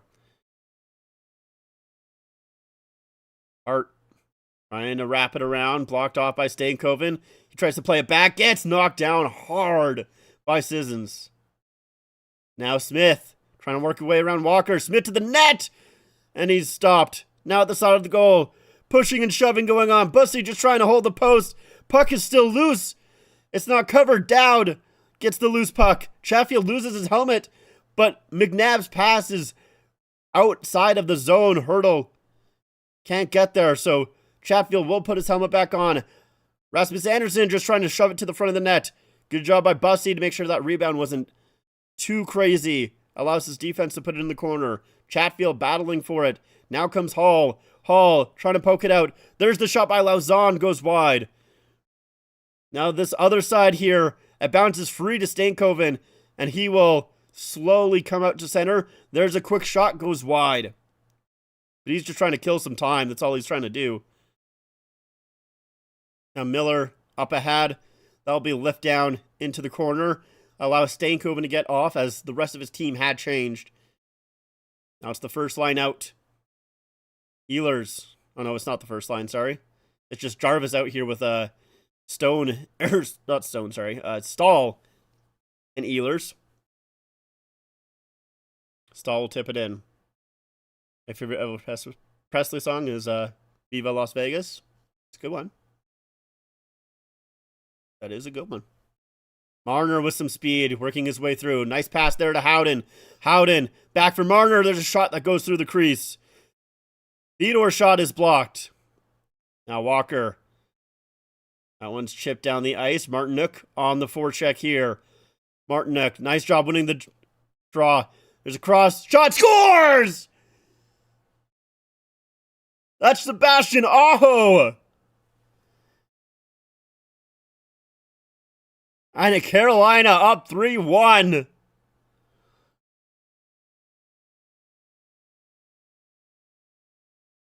Let's change the score. That's a good forecheck by Martinook. That's what creates this. So it's just a chip in by Stahl. And look, this forecheck here creates the offense. Martinook back to the point and a great feed across. Just a little chip play. Aho accepting the pass off of a skate. That's a good... That's a hell of a play from Aho to accept a pass off his skate and get it off right away. He wastes no time. No time. Ride the damn bus. Yes, sir. Chatfield and Kolesar having a good combo here. Chatfield, you gotta get off, buddy. Kolesar is like, all right, buddy, get off. You're not on the on the ice right now. Get off, come on.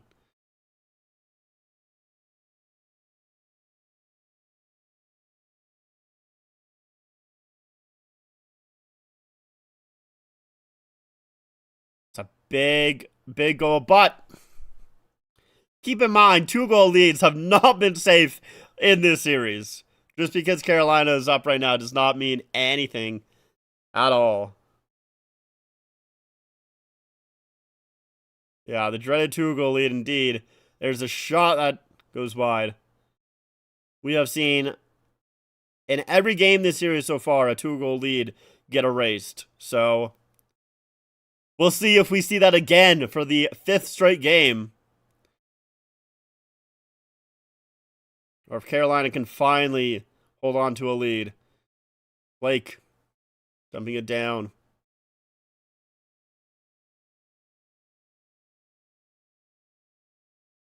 Minute 17 here left to go in the second period. Hall and Stahl. There's a shot. I don't know, man. All right. similar names, I guess. And they both have a 1 in their number. I guess that's why I confused the two. I don't know, man. Couldn't tell you.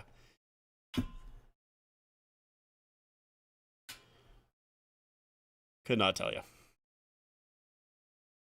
We'll go to commercial break for one last time before the end of the second.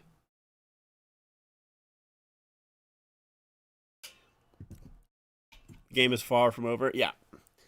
Yeah, this is with either of these teams, they can come back in an instant. So you can't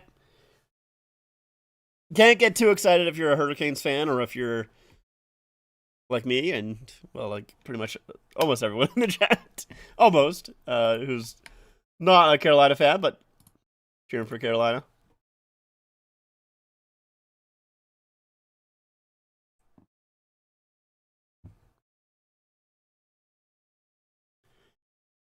Will we see any more hometown remix leaks? Oh my god, more hometown remix leaks. There we go. I think so. I kind of want to. I don't know why I didn't do a video. I wanted to do a video on like the more rumors that came out afterwards. Maybe I'll still do it anyways, even though I'm like 2 or 3 weeks late now. Because like there were the talks about Boston, going with a more like college type look, which I'm not excited about at all. And then there's the Flames rumors as well. So I don't know. Maybe still need to go ahead and make that video. But yes, I do think we'll see more leaks eventually. Maybe not exactly soon, but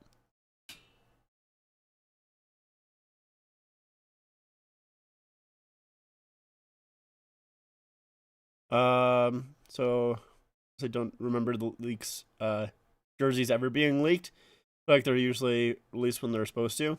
Remember the reverse retros were definitely not leaked. Yeah, let me see if I remember a Leafs jersey being leaked. Yeah, like the reverse retros weren't.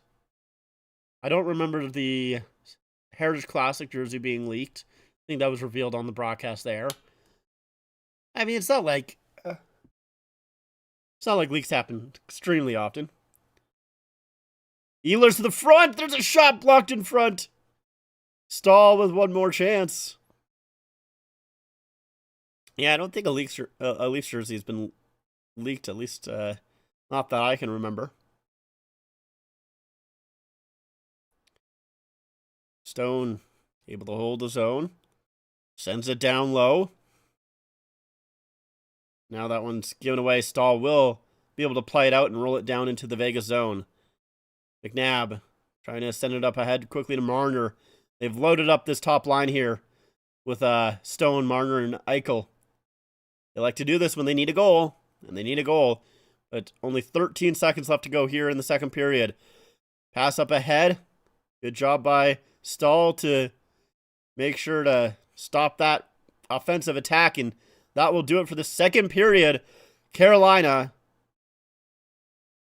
is now up 2 goals. I was going to say 2-1, but it's not 2-1. It's 3-1. They're up 2 goals heading into the third period.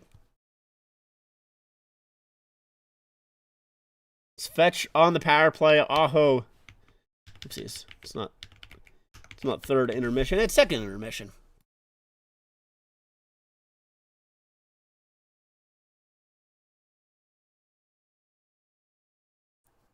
Could you imagine if Fanatics accidentally sends a fan Leafs hometown remix jersey? I mean,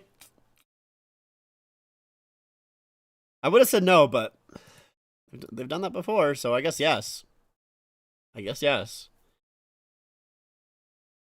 mean, not the remix jerseys, but they have. I still find that crazy that they sent the Blackhawks third jersey just to a random guy. Crazy. Oh, I gotta do that. There we go. Oh, big stretch. Sometimes you just gotta stretch. I do also like the original Hurricanes jerseys. They are very nice. Very, very nice. Very nice. Borat. Yep. Yep. That's the reference. That's the reference. Alright. Let's go back to this guy. Alright, what do I want to... you know the jersey you're wearing technically is an error. It's not a hurricane warning. I think it's a tornado warning, but they fixed it, the jersey when they're wearing the one they're wearing now with the 2 flags. Yes. I think it's a tropical storm, if I'm remembering correctly. Tropical storm warning is the single flag. I believe so. Yes, let's go Canes! Indeed, storming hockey. Indeed. Can't get too excited though. 2-goal leads have not been safe in these finals. All right, what type of team do I want to make? Yeah, I think it's Tropical Storm. Pretty sure, if I'm remembering correctly. But yes. Yeah. The single flag is not a hurricane warning, which is a funny error to make. Like, it's weird. Canes got to keep up their momentum for this third period in Game 6. Agreed.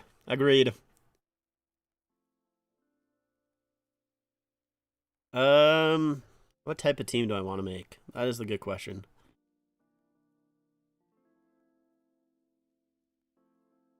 Maybe like the worst team. Try and make the worst team. Tyler Myers, sure. Oh my god, we're doing all Jets? Neil Pionk, I guess? He's that bad. Right.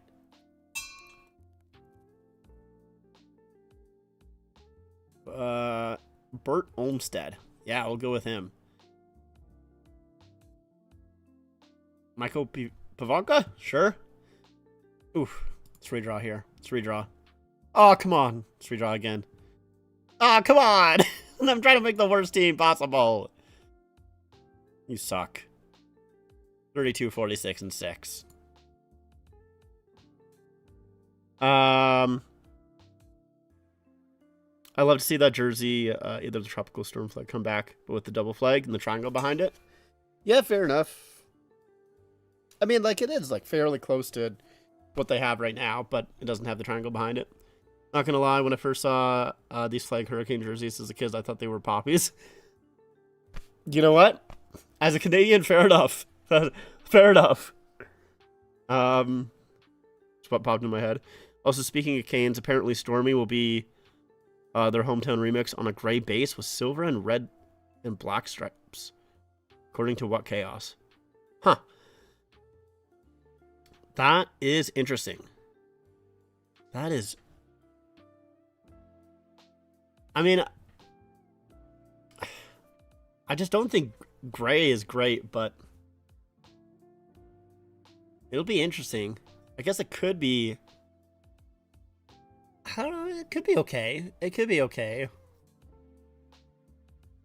Most of the time, gray jerseys just aren't that great. Really, the only one that actually kind of works, I would say, is Vegas's...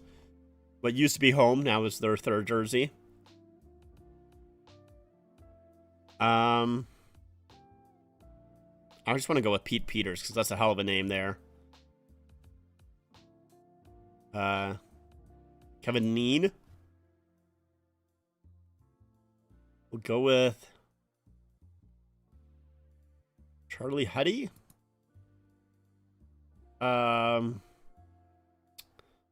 Oof. That's Kevin Stevens? Sure. John Marino is probably the worst out of this bunch. Michael Pivanka. Okay, I think we need to get worse. We need to suck more. Yeah, Winnipeg's one was decent. It's true. It was okay. I didn't hate it as much as others, but I also didn't love it.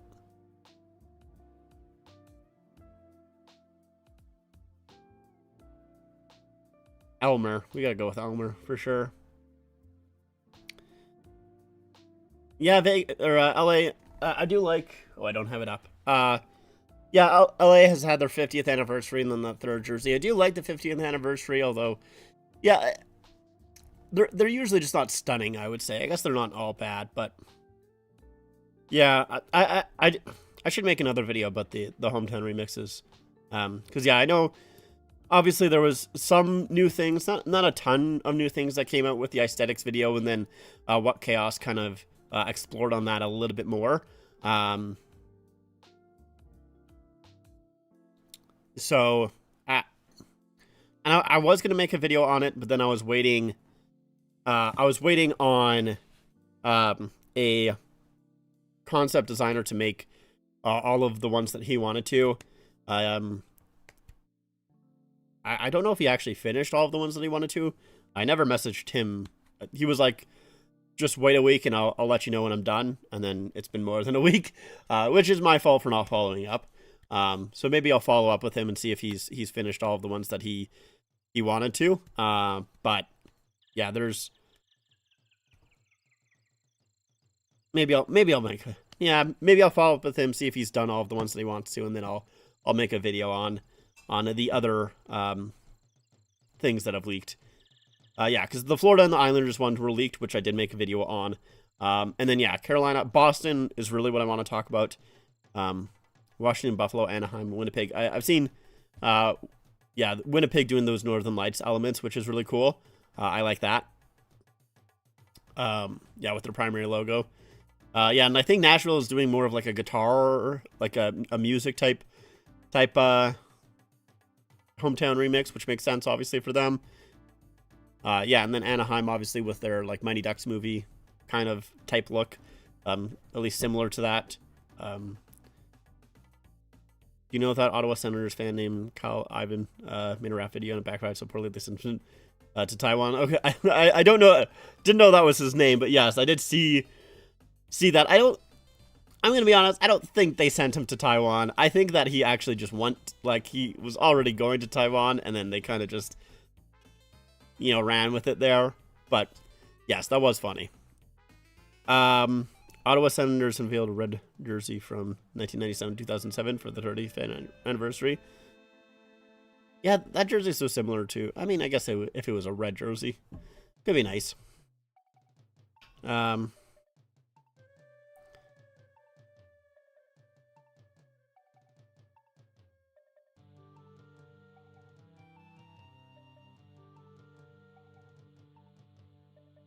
It is a fun one. All right, who do I want to pick here? I want to do this without redrawing, so this will do Semin.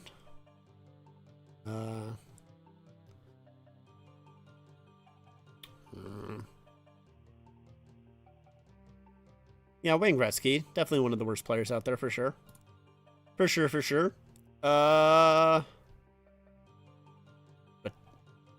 Jean Ratelli. I don't know if that's how you pronounce it. Probably not. But, dude, stop it. Stop it. I guess Asa Lindell is the worst out of these guys. Damn, I did well. Fuck. Give me bad players.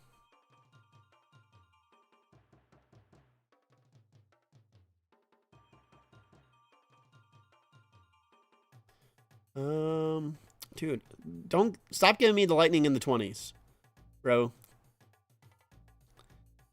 Who is the worst out of this? Redraw the era too. Fuck, man. Dude, come on.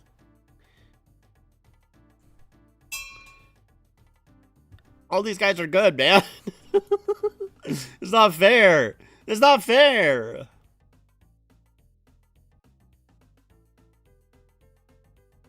I'm a playoff lock. I'm trying to make a bad team.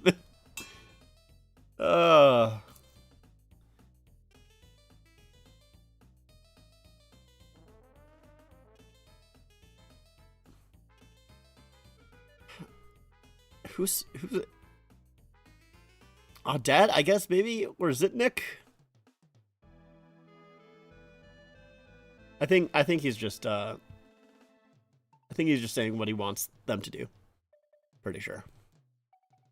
Like even this man, like Chris Kuditz is maybe the worst, I guess.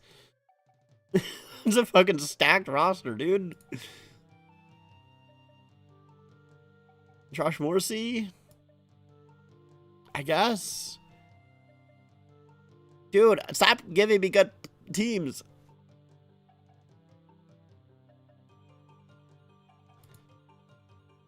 Yeah, I know. It's just kind of. I don't think they have.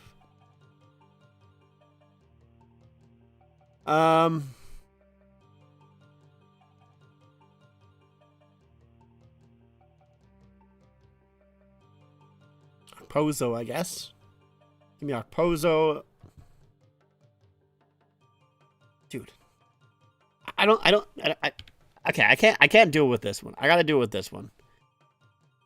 This one I think is easier because they actually give me the full rosters. Yeah, this is a lot easier.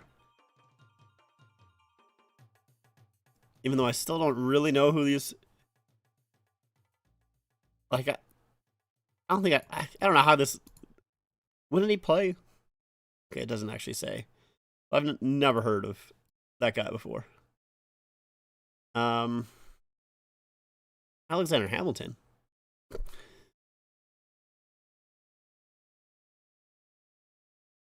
Oh, sorry. Maybe I can make the music a little bit louder. Maybe that'll help. I guess I can quiet it down for myself and make it louder for you guys. Just so,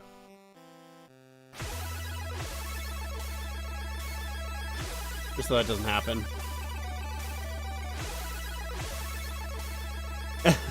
I mean, it's fair enough.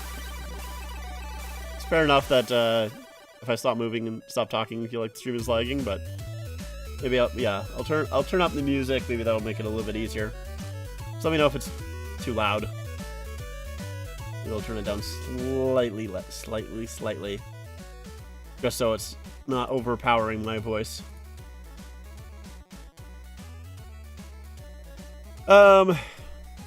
Dude, I just like the name Ron Tripperfield. I'm gonna be honest with you. I kind of just like that. Like that name. Florida from the 2010s.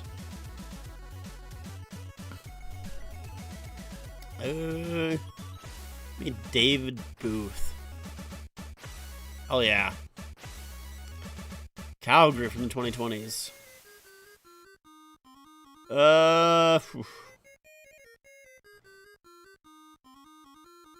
Dude, who is the worst out of...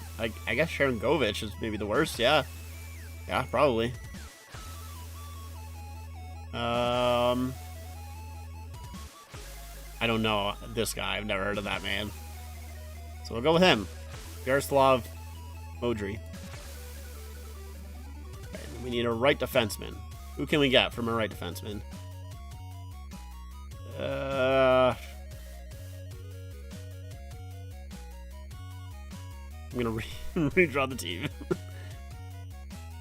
Oh, fuck. Maybe that was a bad idea. Well, shit. Damn, 912 save percentage. Oh, yeah. Alright. I don't know what I'm doing anymore. I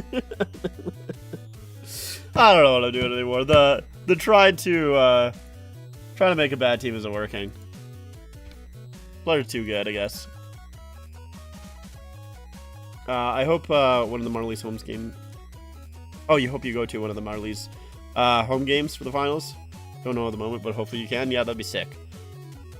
Also, if you saw posted in the Discord, players walked right by me. Yeah, I think I did see that. Yeah, that was very cool.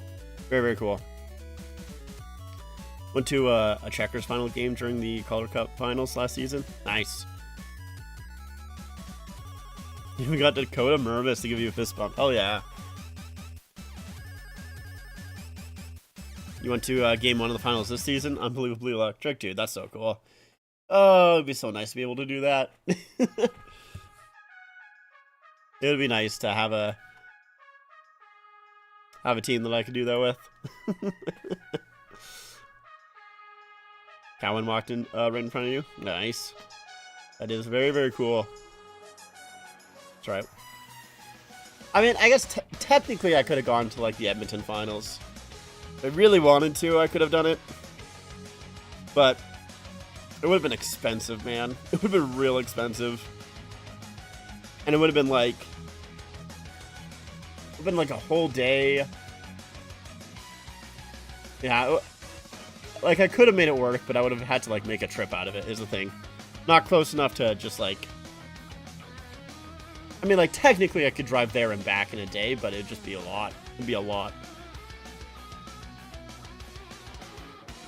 Next season, 2026-27, Wild 25th anniversary, comes the new away jersey. I mean, see, like, I like their 25th anniversary jersey a lot, but I don't know if I want it to become the away. Not necessarily because I think their away jersey right now is good. I don't think it is good, but I think they would end up changing the home, and I really like the home jersey. I'd be open to that. Bring back their old dark green jersey. I'd support it. Numbers were sick on the original Wild jerseys. Yes, they were. If they brought back the original Wild jerseys on these, like their current jerseys, I wonder how good that would look. Not really too sure. Maybe it'd be a little bit too odd. Work for Tampa as well. Took me 2.5 hours to go to Raleigh. For game 1, it's not that far. Yeah, fair enough. I have to go to a World Cup of hockey game when it's in Calgary, although it might cost a pretty penny. Yeah, I think it's going to be a lot. I'm going to be honest. I do kind of want to go, but I don't know. We'll see where my finances are at that time. I am kind of saving for a couple of games for this season because I do want to. I want to go like at least to a couple of games this season.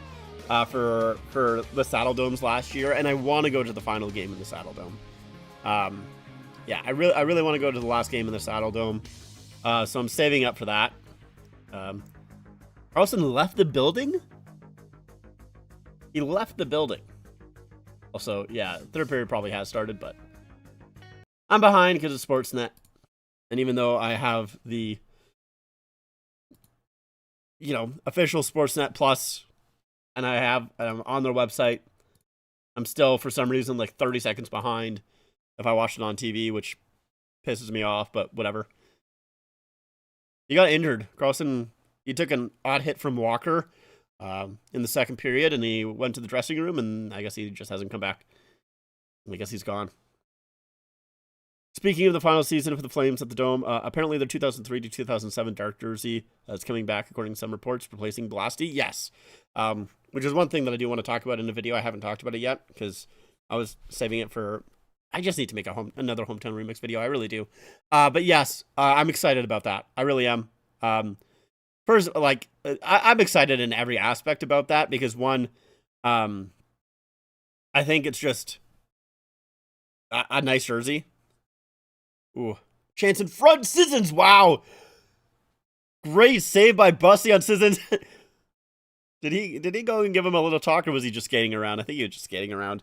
But it was a good attempt by Sissons, too. So it's a wraparound by Miller. Stop at the boards. Dorofeyev just swings it in front. And out of midair, it's Sissons trying to knock it to the front. And, oh, wow. That had a chance of going in. Bussy, great job on the placement of his glove. That was close.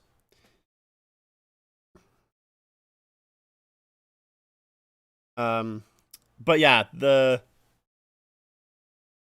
Flames bringing back that old home jersey, and well, home/away jersey. Guess depends on how you want to look at it.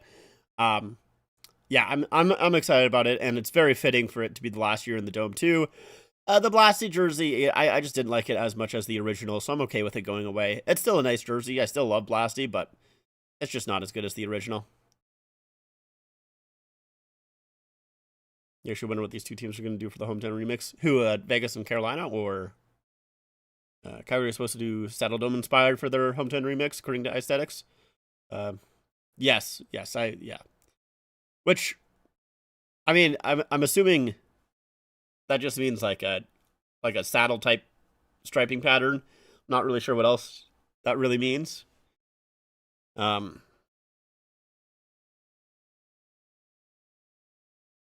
yeah, Vegas and Carolina. Well, yeah, Carolina, like Storming Hockey said before, supposed to do a gray jersey with I guess Stormy on the front. I'm assuming like similar to what's on their shoulder patch on the away jersey. Maybe not quite the same logo, but college type logo.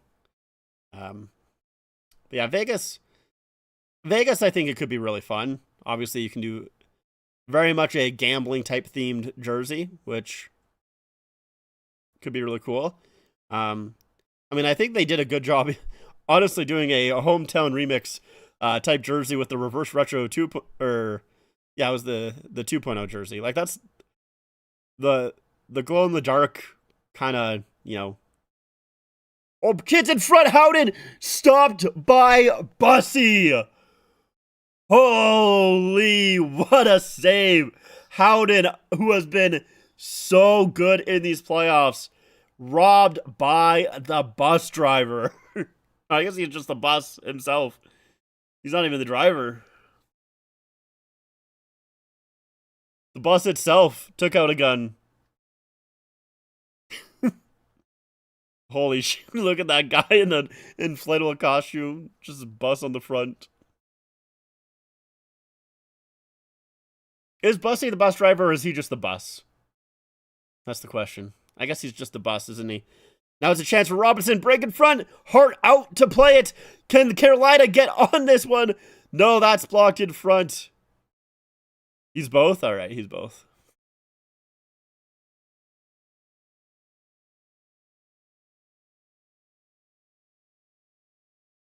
That was it looked like Hart second thought his decision there.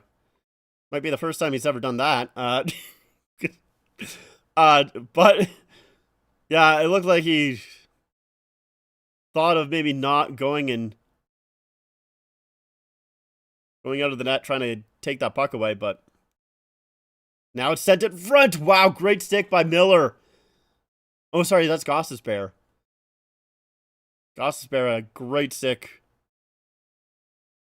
I had no idea who he was until this year. Bussy is he was with the Bruins, right? Originally? I'm pretty sure he was originally with the Bruins. He was a Bruins prospect. That they just didn't. Am I not? Am I wrong or am I thinking of someone else? No, I think that's right.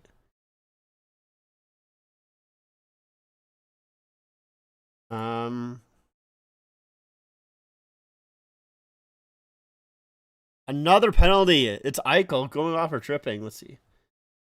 Where does it say who drafted him?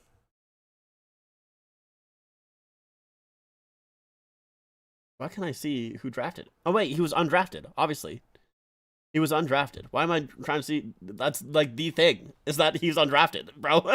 That's like the story is that he's undrafted. Idiot. Dumbass. I'm like, who drafted this guy? As, the main story of these playoffs is that he's an undrafted goalie.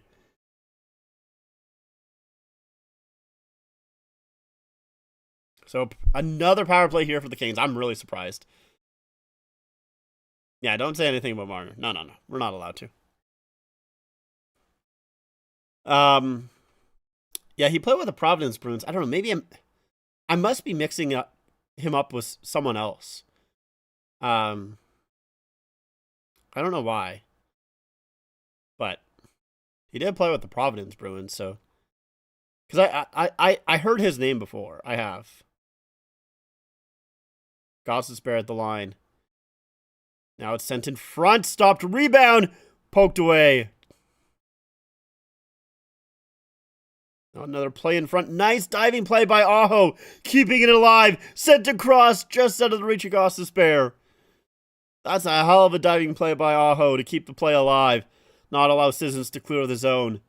Aho with it now. On the far circle. Playing it back to Goss's Bear.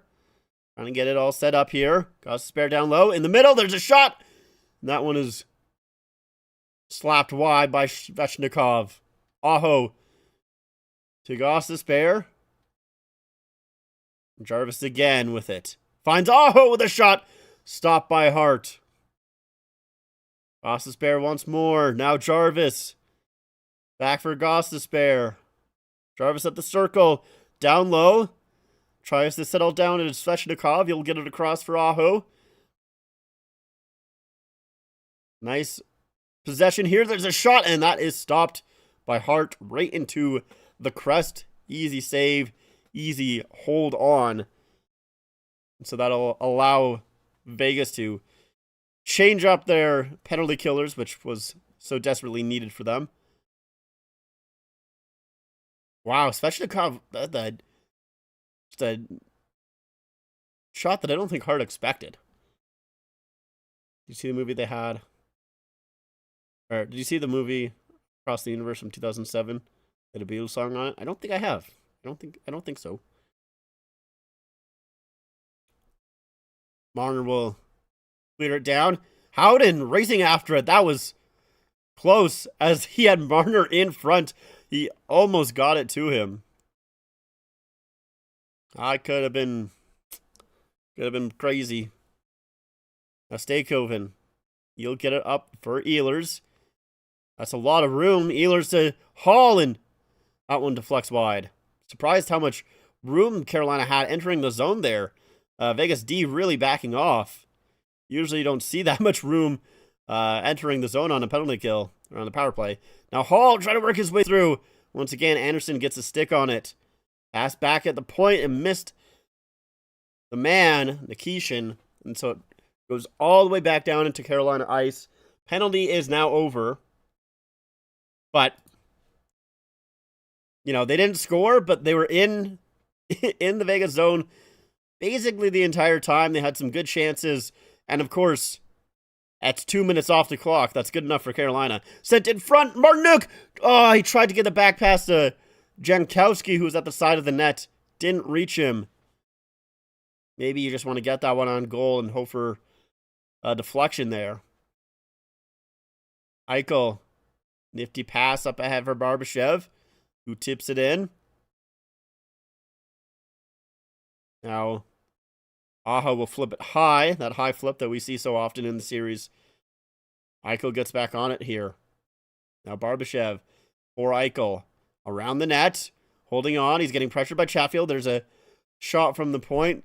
Deflects into the corner. Nice job by Slavin. One-handing it up ahead to Svechnikov.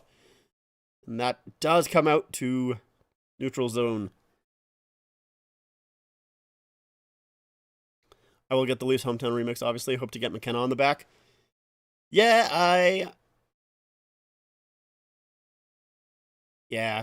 I'm obviously going to get the Leafs hometown remix for sure. One thing that I think I want to start doing, I don't know, I'm trying to decide what I really want to do in terms of customization with my jerseys, because I've realized that I've become so bad with like not getting jerseys customized. Like, I want jerseys customized. I like having players on the back. But part of the reason why I'm like iffy about getting jerseys customized is because like I know specifically with like factory customization, it can be pretty shit. It can be pretty bad. Depending on, you know, obviously where you get it. Recently actually the factory customization outside, or like, you know, coming out of like the NHL shop, as long as it is the factory customization, it's not like a custom name that you get. It's actually not terrible. It's not going to be 100% accurate, obviously. And like, as long as it's not something special, like if it's just like a basic one layer or like a stacked kit, then it's not too bad. But obviously once you get into like specialty number kits, like reverse kiss cut, or if like you have an arch name bar or no name bar, it tends to be not quite as good. And usually they don't do that type of stuff. especially if it's no name bar. They like almost never do that. And then with custom stuff, that comes from Cool Hockey, so that's not very good either. It's pretty bad. But like, so like, I don't know. I'm kind of like, well, I want to get my jerseys customized, but I don't want like shitty customization. But also, like, if I'm getting just like premium jerseys, I don't know if I care to get them 100% accurate. Like, I don't need it to be like on ice accurate if it's just a premium jersey, as long as it doesn't look complete trash. Carrier shot. Oh, off the crossbar and out. Yeah, like, I want it to be, I don't want it to be like awful. Like, honestly, I look at some of my reverse retros and I'm actually kind of upset that I got them customized by Cool Hockey, because some of them look pretty bad. But yeah, I don't know. So what I'm trying to get at is like, I've gone back and forth on what I want to do there, because it's like, with all of my jerseys that I want to get customized, it's just going to be so much to do like actual proper customization. Yeah, I don't know what I'm going to do. I think the NHL logo that they've been using for the series would actually be better for the reverse retro, since it's literally a reverse NHL logo. Yeah, that's true. But with the reverse retros, you know, they are throwing back to specific time in the NHL, and a lot of that was when they were using that orange NHL logo. So I think the orange NHL logo worked. I think it was okay for that series. But yes, I do understand that thought too. Because yeah, it is literally just the NHL logo reversed.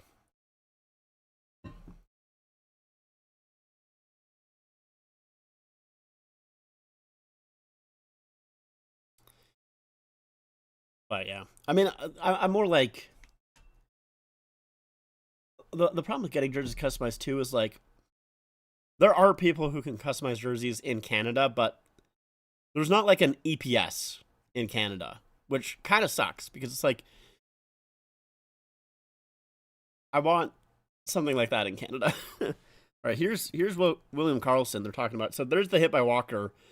It kind of just,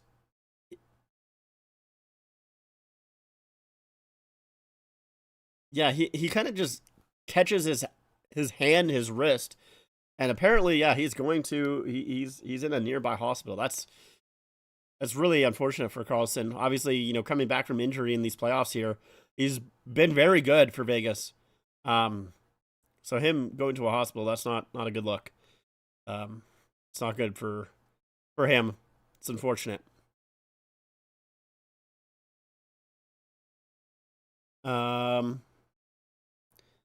Oh, in front, and that's a good save. Jordan Staal again, another opportunity. God damn, man. He's been unreal.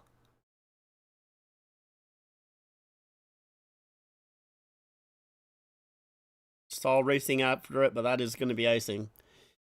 By the way, I'm sure you know, but next season is 84 games, and it starts in September instead of October. Chatfield, he's down on the ice, and he's really hurt. He's kicking his leg in pain. I didn't even see what happened. Let's take a look. This is Ehlers to Staal. It's a great save. Oh yeah, Stone just gets his stick right into almost like the eye of Chatfield. Ooh, yeah. Ouch. Yeah, I think that's into like the eye region. I don't know if it's directly into the eye, but oh yeah. He's just trying to get around him. And they are going to call a high sticking penalty. I mean, that is,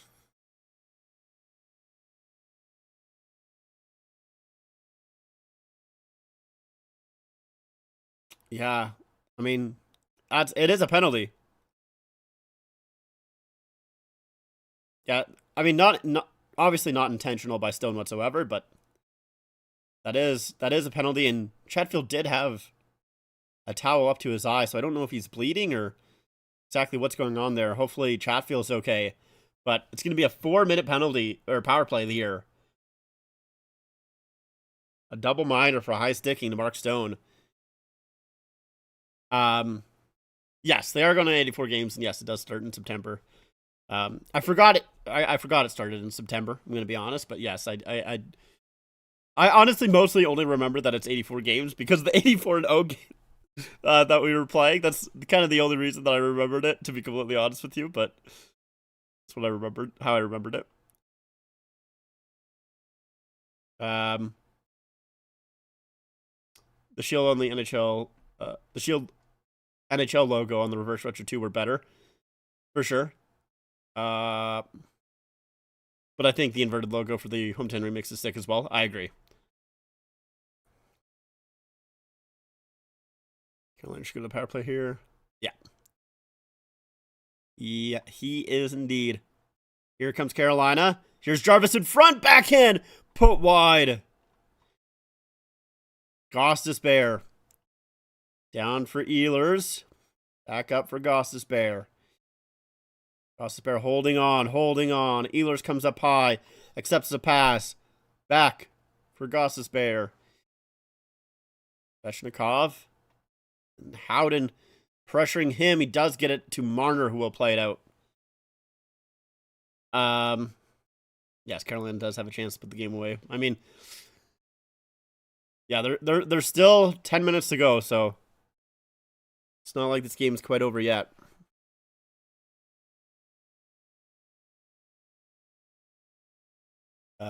Carolina Hurricanes winning the Stanley Cup is a dream. We'll see. We'll see if it becomes a reality. Still got to win this game, though. Now here comes Staykoven. Oh, trying to work his way through. Stopped up. If there's a Game 7, you will stream it, right? Yes, I will. And possibly Game 6, too. Possibly Game 6. I'm trying to find someone to take my shift. I found someone to take my shift today, which is the only reason I'm streaming today. So I'm trying to find someone to take my shift on Sunday so I can stream Game 6 as well. Because this series has been so good, man, that I wanted to just to stream it. I'm like, I don't want to watch this at work.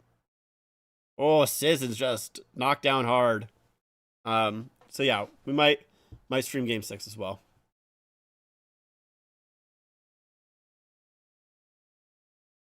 Minute 40 left to go on this power play here. Goss Despair, nice little move, brings it up the ice to Aho. Sebastian Aho, back for Goss Despair. A sent across, here's the pass, in front, scores! It's Svechnikov again! 2 on the board! Another power play goal, and they're up 4-1.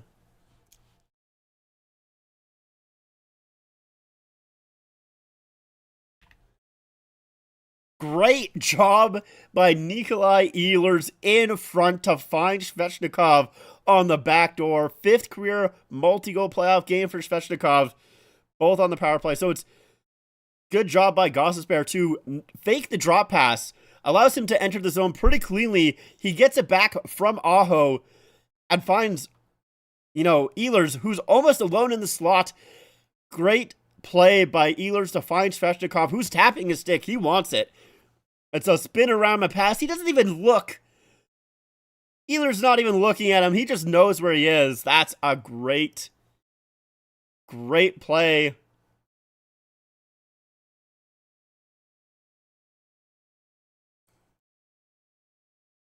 Ehlers. Yeah, Ehlers been good as well.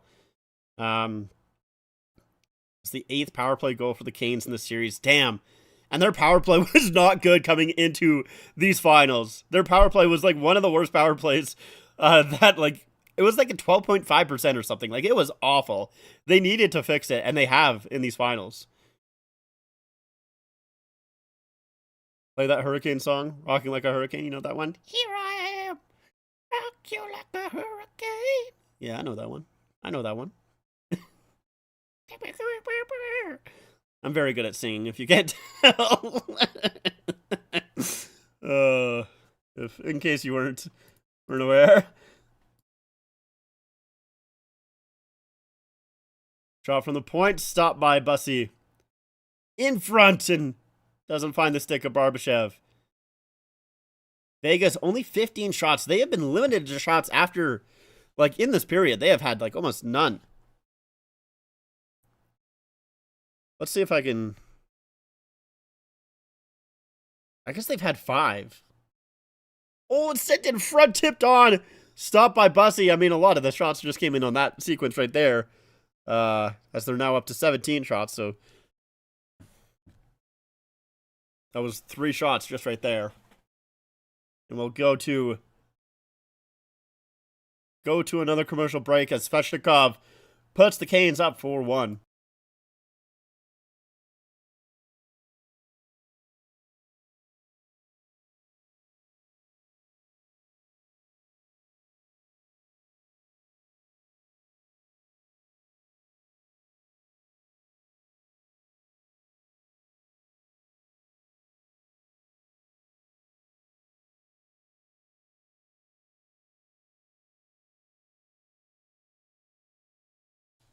Seeing Mace lose is making my day. Yeah. But it is 4-1, which is the most dangerous lead in hockey, so let's not get too ahead of ourselves. We've seen a team blow this before, so I've seen a team that I've cheered for blow this before, so let's not get too ahead of ourselves. Favorite Carolina Hurricanes goal song is Blur. Same as the Ottawa Senators. I'll be honest, I don't pay attention to goal songs all that much. Also, no way this happens, but can you imagine the reason why Vegas won't let other people talk to Cassidy is because they'll rehire him after the finals are done? Tortorella is only signed until the finals is done. That would be funny. Yeah, that would be hilarious. Yo, if that...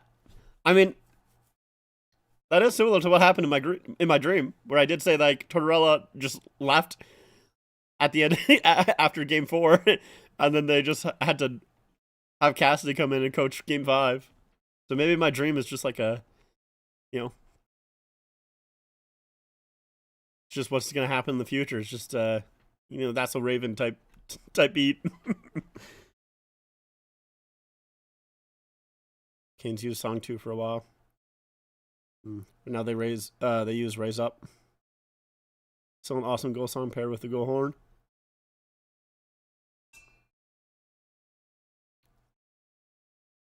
Yeah, this is a big game for the first line of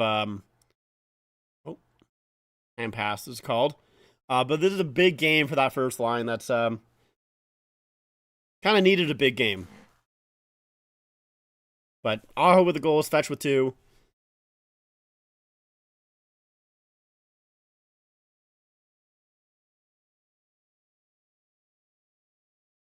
Can you imagine? They're like, yeah, Bruce, we're going to release you for the playoffs, but bring you back in the offseason. Dude, I'd be so pissed, man. I'm just like, fuck off. You're firing me for the playoffs, but you'll bring me back for the regular season? Screw you.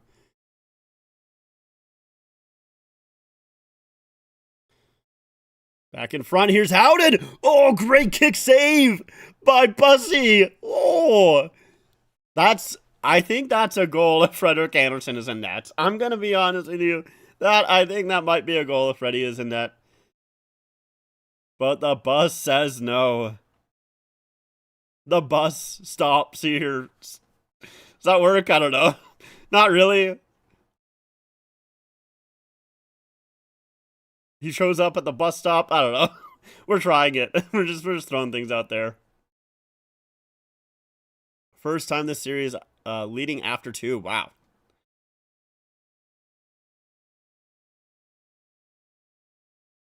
Here's Eichel dropping it off for Theodore in front. And there's another goal. It's Dorofeev again. Dorofeev decides to show up with the 2-goal game. And yeah, this is... no lead is safe. No lead is safe. You got to be careful here. Carolina scored 3 quick goals in game 3, so you got to be careful. It's Theodore just throwing one to the net. And a rebound that's kind of tough for Bussy. Yeah, it goes off of his pad and then off the toe. right to Dorfiev, who somehow is able to bring it to his forehand and tuck it on the far side.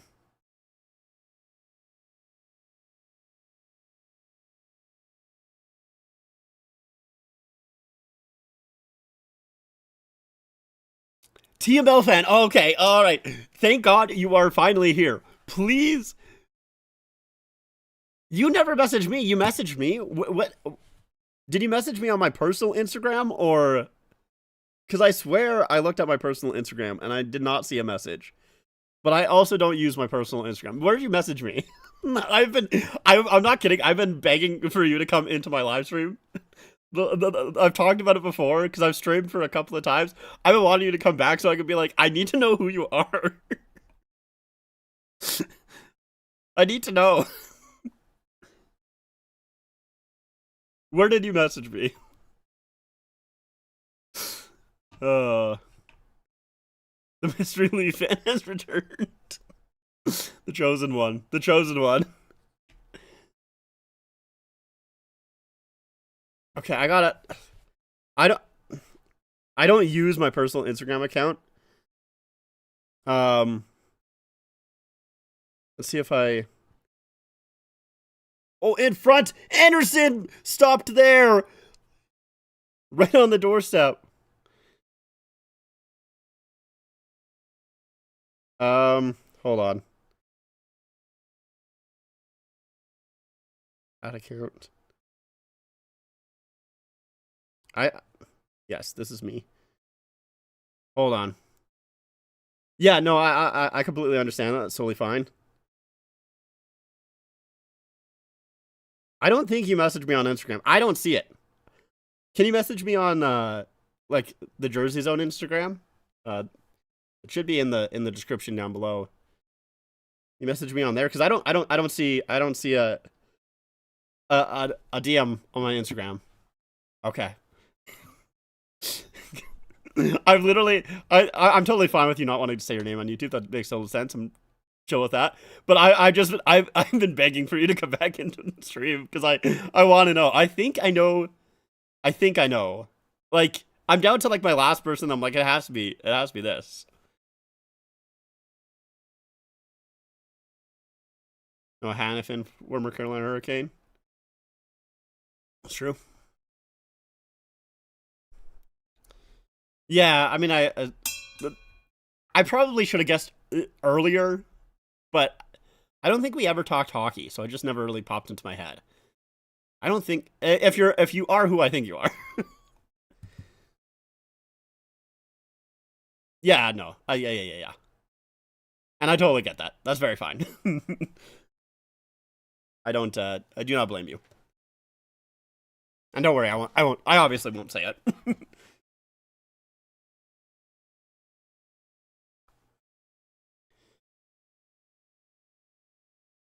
Anyways, we got. Sorry, that distracted me for a little bit. I'm gonna be honest, because I was just like, I've been wanting to get that figured out for so long. So we got 4:42 left to go here in the third period.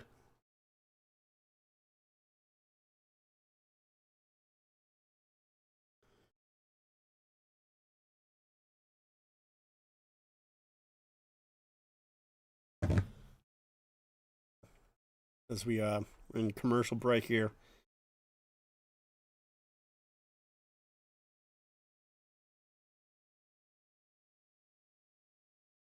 By the way, I was reported that Yarncrook mostly heading to Sweden. That's probably done the NHL. Yeah, which is like understandable. I get it. Am I sad about it? A little bit, yeah, for sure. But I also understand. He was not great towards the end. I feel like people are like a little too harsh on Yarncroak. I think they're a lot harsher than they should be. But I also do get why people were a little upset with him because he didn't really do anything in his whole tenure, but especially the last 2 years. I mean, him being injured and then this year just wasn't good enough. Oh, shot by Hannafin goes wide. Dorfiev looking for the hat trick. Anderson shooting, stopped, rebound! Oh, Eichel just misses it. And it gets cleared. Woo. Close. Chatfield trying to play it out. Hall with a little pick play. Knocking down Dorofeyev allows Carolina to get out. Here's Hall. Across. Shot. Trickles wide. I'm going to be honest. He had one good year with us. Like his first year, he was pretty good. I don't know why you bring him in for offense. Yeah. I mean, he was good for like 15, 20 goals, but like especially after his injury, yeah, it really fell off. Yeah, he had over 20 goals his first year, yeah. But other than that, he didn't do much. True. I still think he was good defensively. He was always a pretty good penalty killer. But yeah, very much an offensive black hole. So yeah, let's see what happened here. It's Dorofeyev to Anderson with the shot, and Eichel can't quite pick it up in time. Slavin gets there first, and that's why he's able to get it away. Oh, just out of the reach. You want Mitch Marner back Vegas at 7? No, no, no, no, no, come on. Absolutely not. Also, message me on Instagram. Come on. I want to know who you are. You better not forget. I don't have any messages on Instagram yet. Don't say those words. You're the chosen one. No.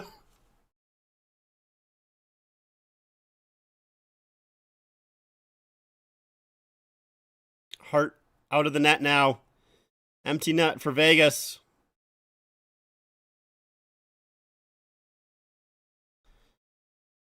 Now Eichel trying to play it in. It's blocked in the middle of the zone. Able to play back out to the neutral ice. Eichel holding on. Trying to feed it up ahead. And Ehlers will play it back down. 2:25 left to go. Eichel in his own zone. Dropping it for Theodore. Back for Eichel. Bringing it up the ice. Hits the red zone. Dumps it in. That one chopped. Goes up and out of play. Is that... Oh my god. Ehlers again, bro. Ehlers another delay of game. Puck in crowd. 2:13 left to go. And Carolina will be on the penalty kill again.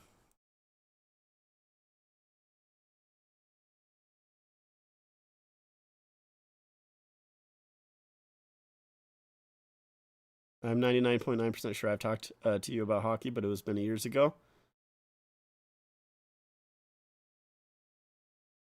I don't know.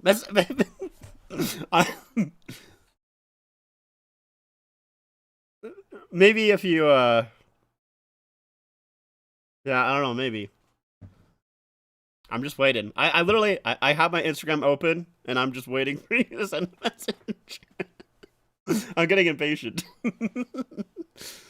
You gotta crack down on that before game 6. Yeah, I mean, it's funny because the Carolina's only taken delay of game penalties. That's it. That's all they've taken.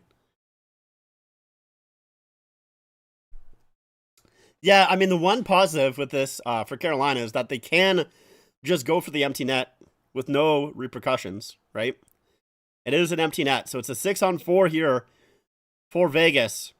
You have Jordan Staal out there who has been so good on the faceoff for Carolina.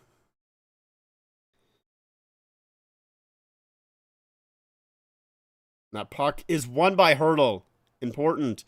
Theodore to Eichel. Eichel, back for Theodore. His shot towards the net, stopped by Bussy. Rebound, put to the corner. Staal going for the empty net, and it deflects wide. Didn't have that same bounce as it did in game 4. Eichel, a lot of speed, gains the neutral zone into the offensive zone. Sent in front, and it doesn't quite get cleanly for Hertl. Eichel back on it. Marner now with it, holding on. His pass in front, and Stone doesn't get a good tip there. Now back for Theodore. Theodore's shot blocked in front. Good block by Staal. Theodore on it again. To Eichel. Theodore shot. Rebound. Great save by Bussy. And he will hold on. Hurdle denied. The bus says no.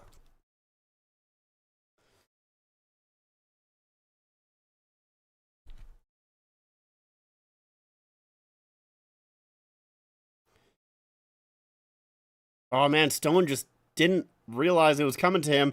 And there's a tip by Hurdle off the post. And a great save by Bussy. And he gets the glove there too.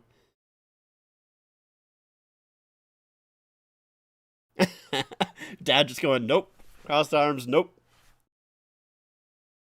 1:20 left to go in the period. 1:07 on the power play for Vegas.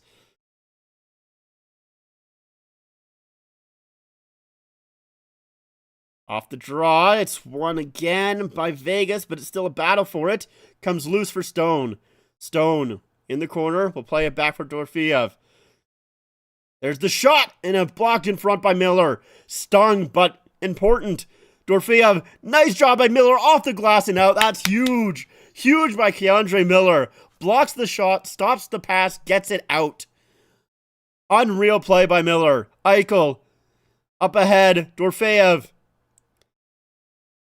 holding on. Now plays it down low. And that one intercepted. And the Hurricanes will get it out again. There's a race for it. Diving play.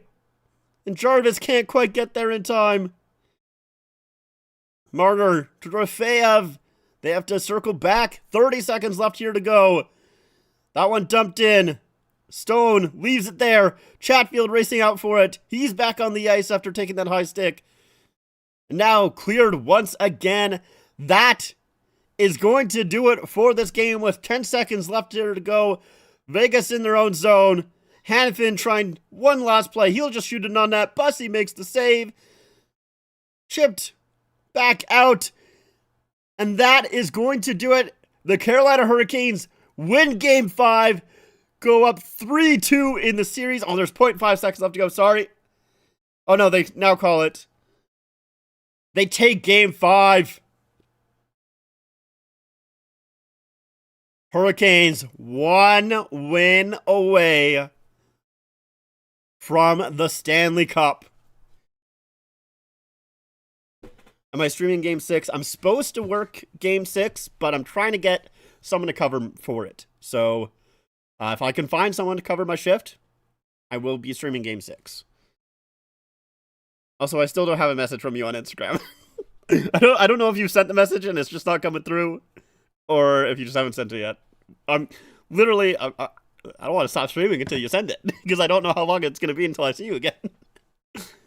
Okay, after the game. Okay. But that's a huge block by Miller to not only stop a goal, but then to get it out after also. Huge game by that first line, and the power play in general, obviously. Getting 2 goals on the power play, but oh, I see. I gotcha. All right. Well, I yes, fair enough. I know. I also don't want to stop streaming because I'm like, I want to know who you are. Sorry.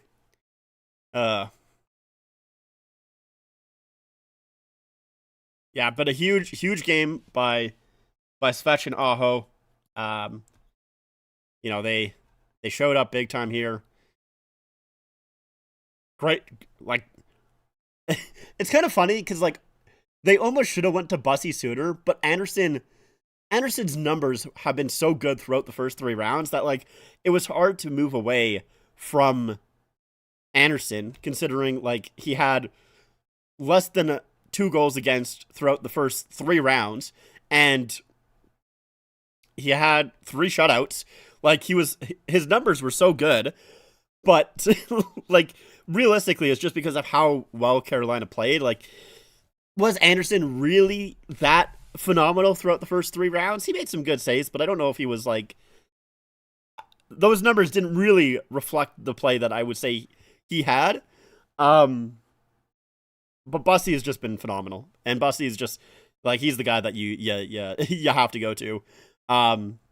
Hart, once again, allowing 4 goals. 4 goals through the first 5 games of the Stanley Cup final. That is... It's not very good, Hart. That's not very good. It's not very good. I really believe your channel would be huge if you stream more. You did such a good job on the channel. I appreciate that. Thank you. I appreciate that. Yeah, I mean, I would like to stream more, but a lot of the time it's just because I work throughout most of the games. So, you know, a lot of the time there's a game on, I'm working. Let's go Canes indeed. Now we have to wait 2 days. Oh yeah, I guess because it is on it's not on a Saturday, it's on Sunday, hey? Yeah, it is. Okay. I appreciate that. Thank you. That's very nice. That's very nice. Yes, the Augusta Lynx are coming back, which is crazy. Do I think I have the best collection in the entire world? No, I don't. But I love my collection. Oh, I do. But no, I mean, there are certain parts of my collection that I think are very fun and I like a lot. And like, but like, I just have a lot of jerseys. You know, there are some people that like have.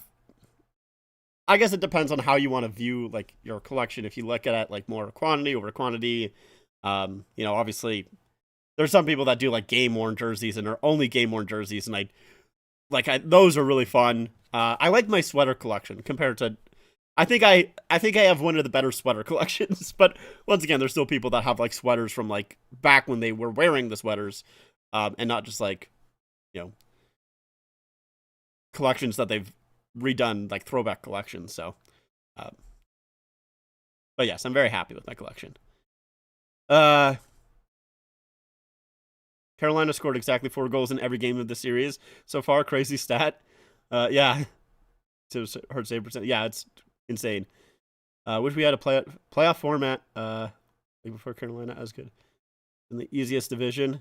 With them having to beat teams like New Jersey or Philly, format is so lame. Yeah, I mean, they did have a little bit of an easier road for sure, but also at the same time, like if you are a team like Carolina, right, and you have good regular seasons, like that's kind of your reward for being so good in the regular season, right? Is to play those easy teams. But you know, like I will say with the Leafs in particular, like the Leafs have had some good regular season teams and like been good in the regular season, and they still had to play like Boston and Tampa and Florida. So it would be a little bit nicer to have an easier road, but the Leafs have also had to play, you know, Montreal in 2021 and Columbus in 2020, and they didn't do very good there either. So I don't know. I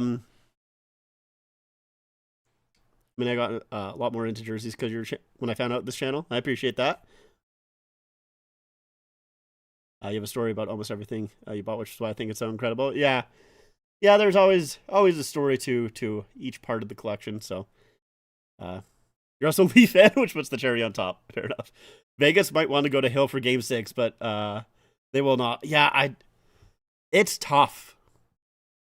It is tough. Like, what do you do if you're Vegas? Do you go to Hill? Because Hill, it's not like Hill was that good. Like, let's check out Aiden Hill. Aiden Hill. Let's check out his numbers throughout the regular season this year. Dude, I think I'm lagging like no tomorrow, which I guess is nice because it's towards the end of the stream. But so I don't know. I think I might be lagging a little bit. Apologies for that. If stream's kind of slowing down. Let's see. Yeah, Hill's numbers 871 in 27 games this season. Not phenomenal. Not phenomenal at all. He had 10 wins, 9 losses, and 6 overtime losses. Tough. Like, well, yeah. Do you go to Hill for game 6 when you've had a guy who has allowed 4 goals in the first 5 games? I don't know. Atlantic is tough. Yeah, the Atlantic is tough. I'm giving you PTSD talking about those years. Yeah. Hey, you know what? I have PTSD from them myself. In my opinion, Vegas will win Game 6 and we'll have a Game 7. It'll be 50-50. I could see that happening. That game was amazing. Right when you need your top line the most, yeah. Their top line showed up tonight. They've needed that. I mean, they've had like some times throughout the series, but they've needed a dominant game from their first line, and they had it tonight. Hill sucked in the season, but he also won the cup with them 3 years ago. Yeah, it's. But the thing with Hill though is like he was going on that run, and I feel like it's harder to jump into the finals after not playing for like a month and a half. I know that's exactly what Bussy did, but I don't know. I kind of had more faith in Bussy to do it than Hill, to be honest. So it's a tough decision. Like, do you go with Hart, who's been your guy for this whole time? But like, let's be honest. Like Hart, I don't know if Hart really was ever that great. Like Hart's. It's funny because Hart he's had good moments throughout these playoffs in terms of like saves, but overall, I don't know. Y'all don't want Mitch Marner to win the cup? No, no, dude. Yeah, I didn't realize my dad did not know that I was not a fan of Marner because he was like, you're cheering for Vegas, right? And I'm like, no, absolutely not. And he's like, what? He's like, what about Marner? I'm like, no, man, no.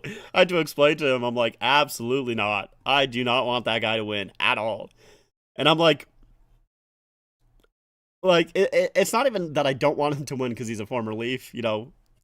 I like former Leafs. I cheer for former Leafs. I cheered for Kadri. I was happy when he won. I was cheering for Bozak, happy when he won. I've been cheering for Anderson. Yeah, like I cheer for former Leafs. I'm not cheering for Marner. Pat Maroon on the NHL Network in the pregame said if Hurricanes won today, you go shirtless for post game. Hell yeah, brother. Yeah, we'll never hear the end of it. It's we would never hear the end of it if Marner won the cup. Oh my god, it would be it'd be terrible. No.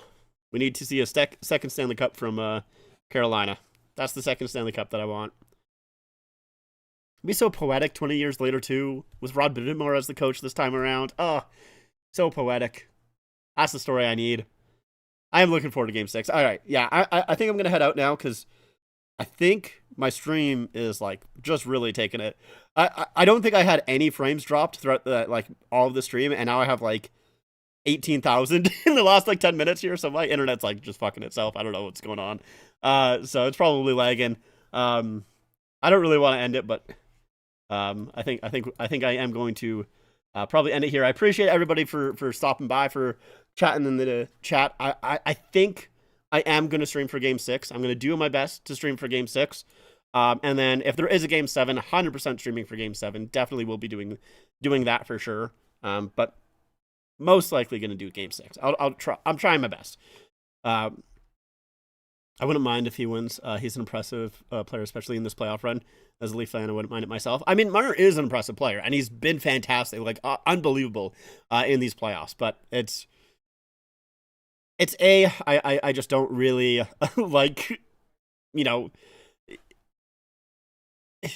just some of the stuff that he did in Toronto just kind of ticked me off a little bit. I was not, even towards the end of his time in Toronto, I was still not the biggest fan of him. Obviously, I was cheering for him because he was a Leaf player, so I cheer for anybody wearing the Leaf. But it's that, and also a lot of it has to do with the fact that people are just going to be so fucking annoying if he wins, man. And I just don't need that in my life. I'm good enough. People dunk on the Leafs enough. I don't need that on top of it.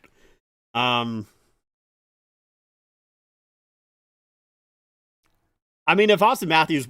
Okay, if what it takes for Austin Matthews to win the Cup next year is Marner winning the Cup this year, I would 100% take that, but, that's probably not going to happen, is the problem. If there was a document, a form from the devil that was if you sign this here, Marner will win this year, Matthews will win the next year, I would I'm putting my name on that 100 times. I am signing that until the pen is done and dusted. But that's obviously like, you know, probably not going to happen. The Leafs aren't winning the cup next year. So, no, absolutely not. Don't need that. I'm happy he's doing well. I could see other players from the Leafs core thriving in the playoffs, but as seen, it just wasn't working. Sadly, choke after choke. Yeah, I mean, like, he is doing very well. I'm not completely surprised he's doing very well. And I'm still happy he's gone because, people are saying, oh, I bet the Leafs, I bet Leaf fans wish, Marner was still on the Leafs. I don't because we saw for 9 years it wasn't working. So I'm glad that he's gone because it didn't work for a decade. It didn't work for a decade. So obviously I didn't want to try it again. I wanted them to do something different for so damn long. And they took forever to actually do something. Well, they were forced to do something different because Marner didn't want to resign here. So they didn't change anything. They were just forced to change something. But yeah, like it wasn't working for the Leafs. So I'm glad he's gone, and I don't want him back. even with him playing as well as he is, he wasn't doing that with the Leafs. He wasn't doing that. Yeah, have Jordan Staal win the Conn Smythe. Hell yeah, that's what I want. So is Busty going to be Hurricanes' #1 goalie next season if they win the Cup on Sunday? I mean, he definitely will have a chance. Name me one memorable Marner moment in the playoffs with the Leafs. Exactly, you can't. There's one. In terms of positive, there's multiple negative moments, but in terms of positive, the one positive moment is I think it was Game 2 in Boston in 2019 where he had like multiple block shots at the end of the game, which I'm gonna be honest, as much as like that is a good thing, blocking shots at the end of the game to win the game. If you're Mitch Marner, you probably want something offensive, like his breakaway goal against the Ducks in these playoffs, like that type of memorable moment. That's kind of the moment that you want if you're Mitch Marner. But yeah, he's had multiple very memorable moments in these playoffs. He didn't really have that with the Leafs in 9 years, so it's difficult.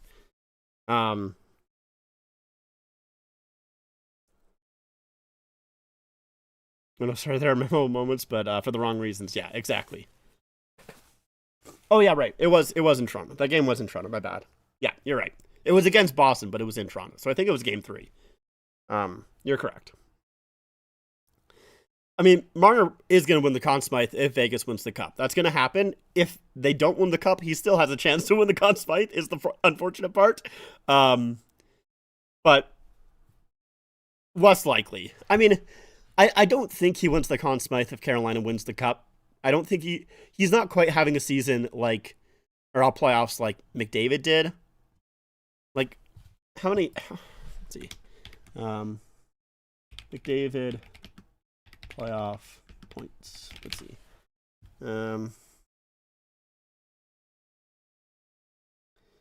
mean, let's just take a look. What was that? Where is in the playoffs? That is my question. I just want to see the playoffs. There we go. Yeah, so he had 42 points. Marner has like 30. So still very impressive, but not quite McDavid level. Close, but not quite. I feel for Leafs fans being laughingstock in the playoffs. Top players just let you down year after year. It was funny for some time until it wasn't fun anymore being tired. But tiring. Better not to make the playoffs. No, I think I still would rather make the playoffs. Well, if every single time we don't make the playoffs, we get the first overall pick, then I'm okay with it. But I don't think that's going to happen every single time. Although it's funny that it happened twice in the past 10 years. The 2 times the Leafs haven't made the playoffs, they've gotten the first overall pick. But I don't think that's going to happen every single time. So I would rather make the playoffs. I'm going to be honest, even if we do get embarrassed in them every single time. He's not going to win it. If Vegas loses, he's not having McDavid-like performance. Yeah. Mitch Marner will only win the Conn Smythe at this point if he put Vegas on his back and carried them to Game 7. Yeah, it is kind of Jordan. It's funny how like Jordan Stahl was not in the conversation at all, and now with these finals, he's like, yeah, he's gonna. It's his if Carolina wins. Carolina wins. It's Jordan Stahl's. Vegas wins. It's Mitch Marner's. Yeah, and I don't think he's quite having that performance, that McDavid level performance. Marner, where if Carolina wins, he would get the cup or get the Conn Smythe. I don't think so. Yeah, I would still make the playoffs. Yeah, for sure. Anyways, I did say I was gonna go, and that was like I think 10 minutes ago. So now I'm gonna go. Yeah, as I mentioned, thank you guys for watching. I appreciate it. I'm gonna stream on for Game 6, most likely. I tried really, really hard to get my shift covered so I can stream for Game 6. And if there is a Game 7, 100%, 1000% we'll be streaming then. So make sure to tune in for those games. And yeah, check out the rest of my channel if you're new, if you happen to be new. I am going to upload a tier list video tomorrow. And then I also have an unboxing video that I'll upload in a couple of days after that as well. Although I might do a Home 10 remix video before then. We'll see. I do want to talk more, but if I start talking more, I'm just gonna talk for another 10 minutes. So, yeah, normally it's all playoff long, but Stahl is just on such a heater in the finals that you kind of have to give it to him. Okay, I'm done. Thank you for watching. I'm gonna go before I, keep talking. Bye. Thanks for watching. Take care. Adios. Bye bye. I'm trying to. I was gonna say like bye in another language, and I couldn't think.